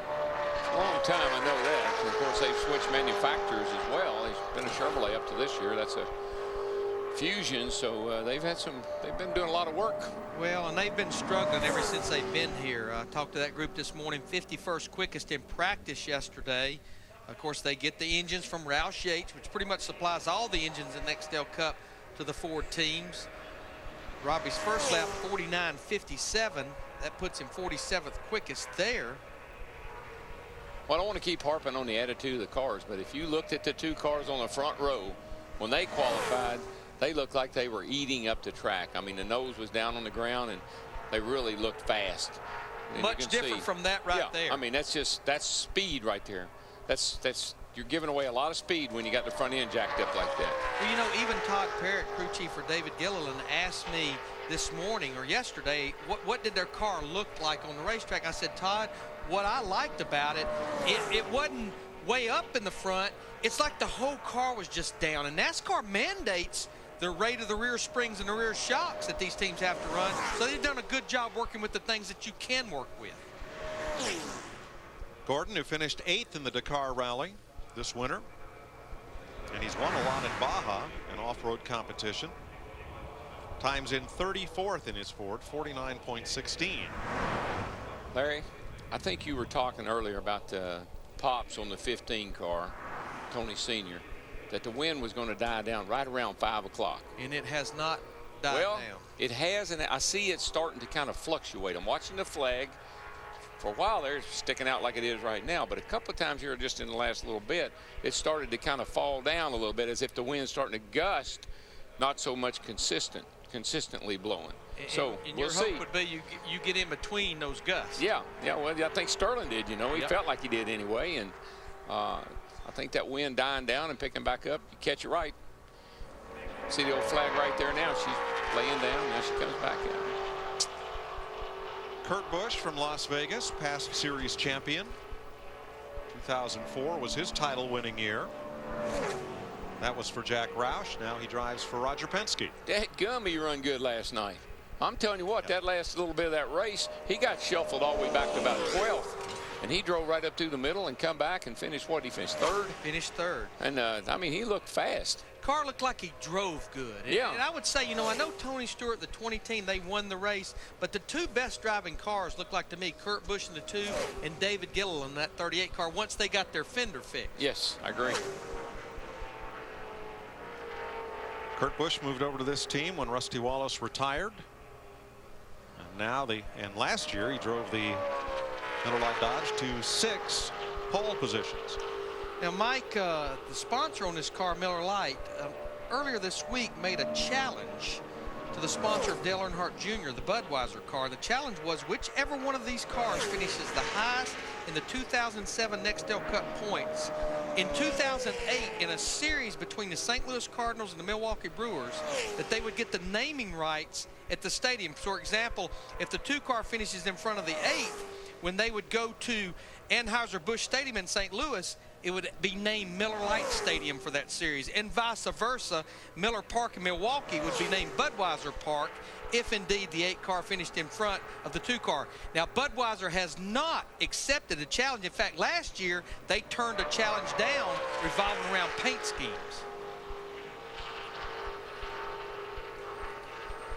So the challenge is still out there from the Miller people.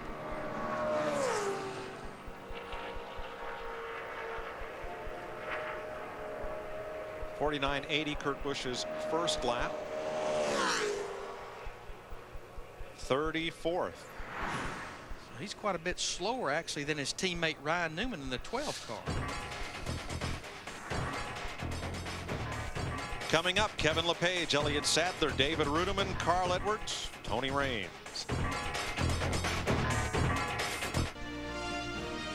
Man, I wish he wouldn't have sent that one. Look at the hair on that guy. Here's the best part about this photo. Look at there. I got on a dress shirt and a sport coat. I know somebody's going to be in trouble. Oh, my goodness.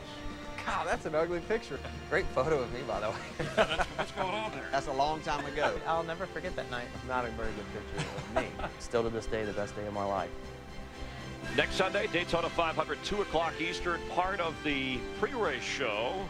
A new feature called Photo Finish, where we show drivers photos that they hadn't seen in a while, and we get their reactions, some interesting thoughts on their racing careers, personal lives. So stay tuned for that. What would be your snapshot photo on today? On today, hey, rookie on the front row right now. I mean, that's not a big surprise, at least not by me. That kid right there, he can hold it pretty well. All right, David Gilliland would be the 4th time, Mike, that we would have 2 drivers from the same race team starting on the front row for the Daytona 500. Right, it happened for Robert Yates Racing in 2000. Horsepower. You got to have horsepower. Kevin LePage from Vermont clocks in at 49.25. That's 39th fastest. He's another of the drivers that has to race his way into the 500. And Mike, he knows how to do that. He's had to do that, and he has accomplished that the last 2 seasons.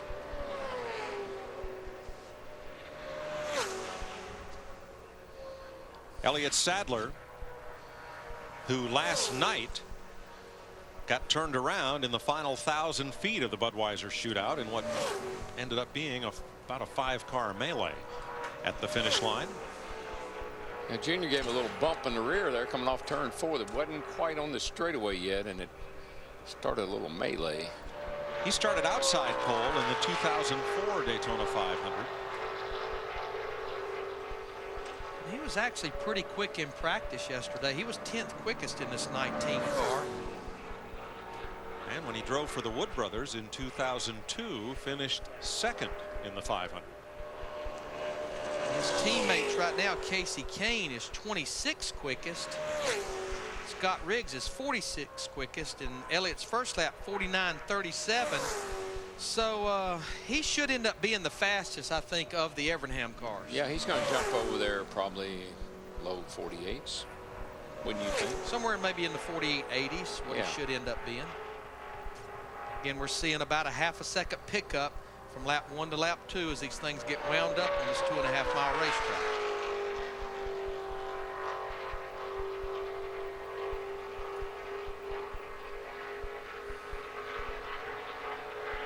Tell you what, I've been talking to Elliott some over the course of the week here. He is just really excited about this year. He feels so good about his relationship with his crew chief, Josh Brown, and he really believes in everything that Evernham Motorsports is doing, and he indeed runs 48.84, ends up 19th quickest. And that is the fastest of Ray Evernham's 3 Dodges. Casey Kane right now 27th, Scott Riggs 47th. Well, the next man out has been emotional wreck, I got to tell you, for the last, probably since maybe November. He has been worried about this little run right here. You're talking about coming down here and holding your breath. Well, I know who's going to be watching this qualifying run very closely besides David Gilliland will be Johnny Sauter in that 70 car, because right now Johnny is the 3rd fastest of the guys that are not locked in. But we do know, as we mentioned a while ago, Boris said, and now Sterling Marlin, they definitely will race in the Daytona 500. And Ty Norris, he certainly, I don't know if folks remember him or not from Dale Earnhardt's days, but Ty helped Dale start DEI and did a great job over there. Kind of took a little vacation from racing. We did some other things in racing. Michael hired him, and I don't think Michael could have gotten to where he is as quickly and as well as he has if it hadn't been for Ty.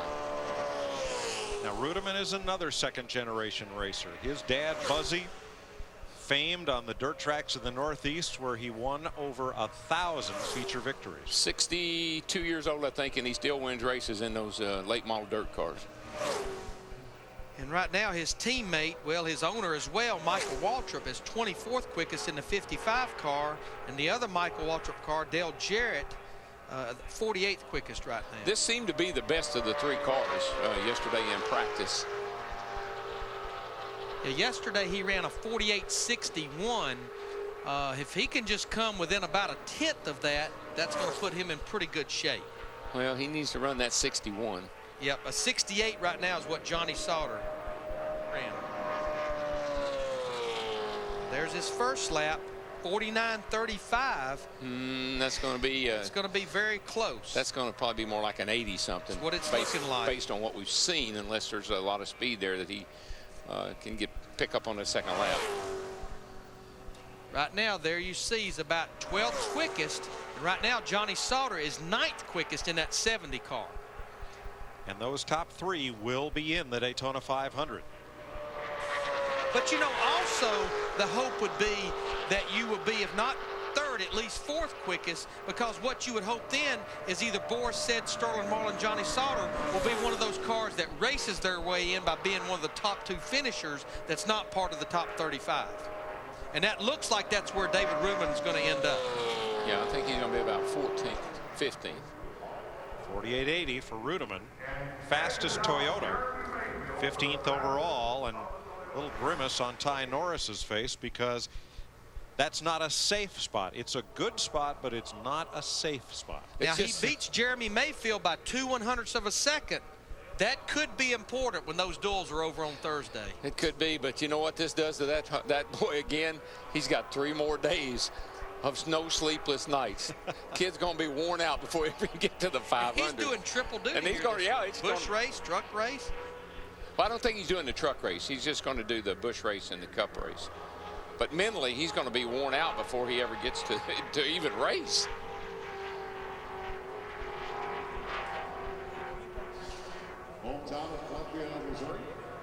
Carl Edwards and Tony Raines will be the two final qualifiers as you watch David Gilliland breathing a little easier now that the major threats for the Daytona 500 pole have already made their runs. And here's Edwards, the Office Depot Ford, who qualified 25th fastest for the 500 last year. Got taken out in a crash on lap 79 of last year's race. In yesterday's practice, Mike, he was by far the slowest of the Roush cars, but I talked to his crew chief, Bob Osborne, and I think they elected to bring a car down here that maybe wasn't going to be fast, but they should drive good. And based on what I saw in the Budweiser shootout last night, that's probably not a bad plan. This car is locked into the show. Yeah, and what makes a car different is that rear spoiler back there. What you do to the body of these cars in order to either take air away from that spoiler or let air get to it, you want to take it away, you're going to have a fast car, low drag. But if it wants to race good, the air needs to be able to see that rear blade, and you can see quite a bit of his blade sticking out. So that's a race car, a racing car. Elected to have a little more downforce in the car that keeps it from sliding around so much. First lap, 50.05, a very slow first lap.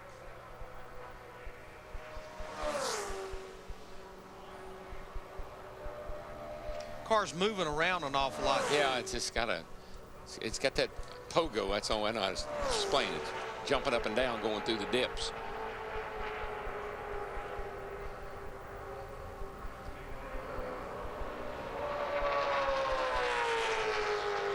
Carl, of course, made the chase 2 years ago, ended up finishing third in the points, and missed it last year by ended up finishing 12th for the chase races, but had a pretty awesome final 10 races, about 7 top 10 finishes in those final 10.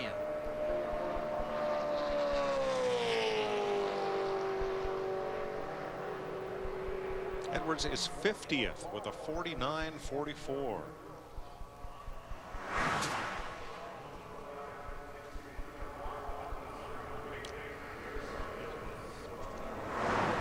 Well, look at David Gilliland, who one car to go. Looks like Gilliland's going to end up here on the pole for the Daytona 500. Carolyn Yates, Robert's wife. Butch Gilliland, David's dad. Junior Johnson, Mario Andretti, Pete Hamilton. Each won the Daytona 500 in their second start in the race. Only one driver has ever won the 500 in his first start, and that was Lee Petty, who won the first Daytona 500, and he was a veteran and past champion even then. So the odds are long, but the spirits are high, and the smile is wide for David Gilliland. Guess what? He's in the Bud Shootout next year. That's right. So he's already, that's a little momentum he has going, and based on the way he ran last night in the Bud Shootout, don't count this kid out. And Todd Perry, you know how he is. He wants to win the Daytona 500. And he's smiling, yeah, but Boris said, Sterling Marlin and Johnny Sauter, I think they're probably smiling just as big as David Gilliland, because they're the fastest 3 cars of the cars that's not locked in, so they can breathe for a week. They don't know where they're going to start, but they know they will race next Sunday. And what a resurgence for Ricky Rudd, who returns to racing after a year off, and right now looks to sit on the outside pole for the 500. Hey, Big Bertha. Big Bertha's on the pole. That's pretty Last cool. car to go. LaPorte, Indiana's Tony Raines, who did not run the 500 last year. Terry Labonte was in this car for Hall of Fame Racing, the Texas Instruments DLP number 96. Mike, this was another one of those teams that a year ago, even as a brand new team, they pushed the envelope a little too far. Their qualifying time was disallowed for a carburetor infraction. So that was 2 qualifying times a year ago. Jimmy Johnson in the 48, the 96 car, which had Terry Labonte in it, where their time was disallowed after post-qualifying inspection. And it was a tall order for Tony Raines to come into this car essentially mid-season. He was signed before the season started, but they used Terry Labonte to get their feet on the ground and get this team some experience before Raines took over the seat. Now he's ready to go for the full season. And the business side of it, Terry Labonte had that past championship provisional that gave this team a little bit of cushion in those first 5 or 6 races. Wonder what Terry's doing right now. Maybe he's watching qualifying on Fox. What do you think? He might be watching very closely. No, he was watching the Bud Shootout last night. Yeah, he was. We know that, don't we? Tony's first lap, 49.67. This team is a lot like a satellite Joe Gibbs team. They get their engines from Joe Gibbs Racing, a lot of technology. Second lap, 49.15. Now the Yates father and son, David Gilliland, they can breathe now. 8th Daytona 500 row for this pair, for Robert and Doug Yates. 5th Daytona 500 pole, 3 by Dale Jarrett, 1 by Davey Allison. And the second Bud pole in the very brief Nextel Cup career for David Gilliland. That's Todd. Todd Parrott, the crew chief. His dad, Buddy, and my crew chief at one time, has done a great deal of work over at Roush's. And great there is racing your front family. row with Ricky Rudd on the outside. His 6th career front row start. He's a past pole sitter. And Dick Berggren is with the 33rd different driver to win the pole for the Great American Race. And on Wednesday of last week, he set foot in Daytona for the very first time in his life, and now you're on the pole for the Daytona 500. Can you believe it? No, I can't, man. I've said I've been pinching myself for about the last 8 months, and it ain't gonna quit anytime soon. Obviously, I real proud. I mean, the guys brought a great M&M's Ford Fusion here this weekend, and Todd Parrott, you know, with all his experience and success he's had here, and Yates, Robert Yates and Doug Yates, boy, the engine package and the car that all the guys in the shop have prepared for me to come out here today is just unbelievable. And how about Mars, Snickers and M&M's front row for the Daytona 500? That is that's awesome, man. We're just real glad that we could step up like they stepped up and sponsored our team, and hopefully this will be a great start to a great relationship and you know, a good start to the year. How about this, Mike? A short tracker on the pole for the Daytona 500. What a wonderful story. A breakthrough win in Kentucky last summer propelled him to Robert Yates Racing, a pole at Talladega, second last night in the shootout, and now he's on the pole for the 500. Chris and Jeff will be along to wrap things up after this.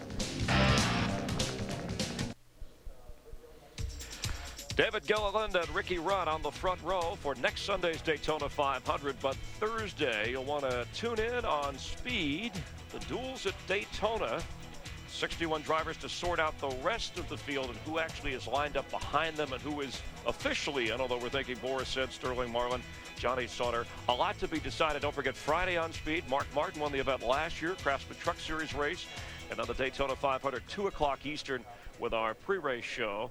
And important run as David Gilliland was impressive. And as we look at the lineup for what you'll see Thursday, Jeff Hammond on Speed. Yeah, we got 2 rookies basically going to be leading us off in that first duel right there. David Gilliland, the 38 car, and David Reagan driving Mark Martin's old car. And you can see here Dale Earnhardt Jr. will be also in that first show.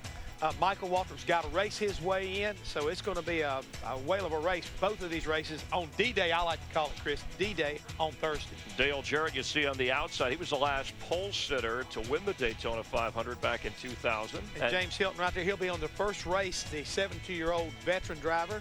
And the second duel, everybody will be watching that first one, but a lot of guys will be looking toward this second one to see exactly what they've got to do. Ricky Rudd will be leading them off along with David Strimley. But look at rookie Juan Pablo Montoya right there in the second row. Checking out some of the drivers, Elliott Sadler, Jamie McMurray, Kevin Harvick, Mark Martin still looking for that Daytona 500 win. First time driving a Chevrolet for Ginn. On back through the field, you look to see front row Joe Nemechek. He's one of the cars that's got to race his way in along with Brian Vickers. Even though he won at Talladega, he's got to race his way into that Toyota. So a lot of pressure starting to build on these guys after this qualifying round. Busy week. Jeremy Mayfield 15th today, highest Toyota. What have we learned over these last few days about Toyota as we get ready for their invasion here in the 500? Well, I think, number one, I think they've picked up the pace a little bit. They have picked up some speed. I thought they'd be further down the charts than what they are. So they have got a few cars that they're going to be able to, I think, find that little extra necessary speed so they can get themselves in. And that's what they need. They need to have cars that can be competitive. Does it say more about the car, or I should say the owner and the crew, when Robert Yates, no matter who's in the chair, who's in the seat, that they're always up front for this? There's one thing you can't say enough about, and that's horsepower. When you look at Yates, he pretty much knows how to make these restrictor plate engines go. You got to realize this is his 5th time sitting on the Daytona 500 with his cars. He got 48 poles total overall. But how about that rookie? I mean, he working with the veteran crew chief, looking pretty stout. Robert Yates saying that's sweet. The 88 Snickers car and the 38 M&M. Just in case you aren't following along at home. I like to amuse myself with these things. All right, promotional consideration provided by these fine folks. Sounds to me like you're trying to get you some candy for free. Anything up at the Hollywood Hotel. You know, we got a busy week. Next Sunday. Need our energy. The Daytona 500. We'll be counting you down. 2 o'clock Eastern with the pre-race show. So Robert Yates on the front row. Toyota ready to sail in the Daytona 500. Our thanks to you for watching. DW, Larry, Mike, Krista, Steve, Matt, and Dick. Happy birthday to Maggie Thompson from here in the Hollywood Hotel. And for all of our production crew behind us here. Don't forget an all-new Family Guy on Fox tonight for the racing guy. I'm Chris Myers. See you.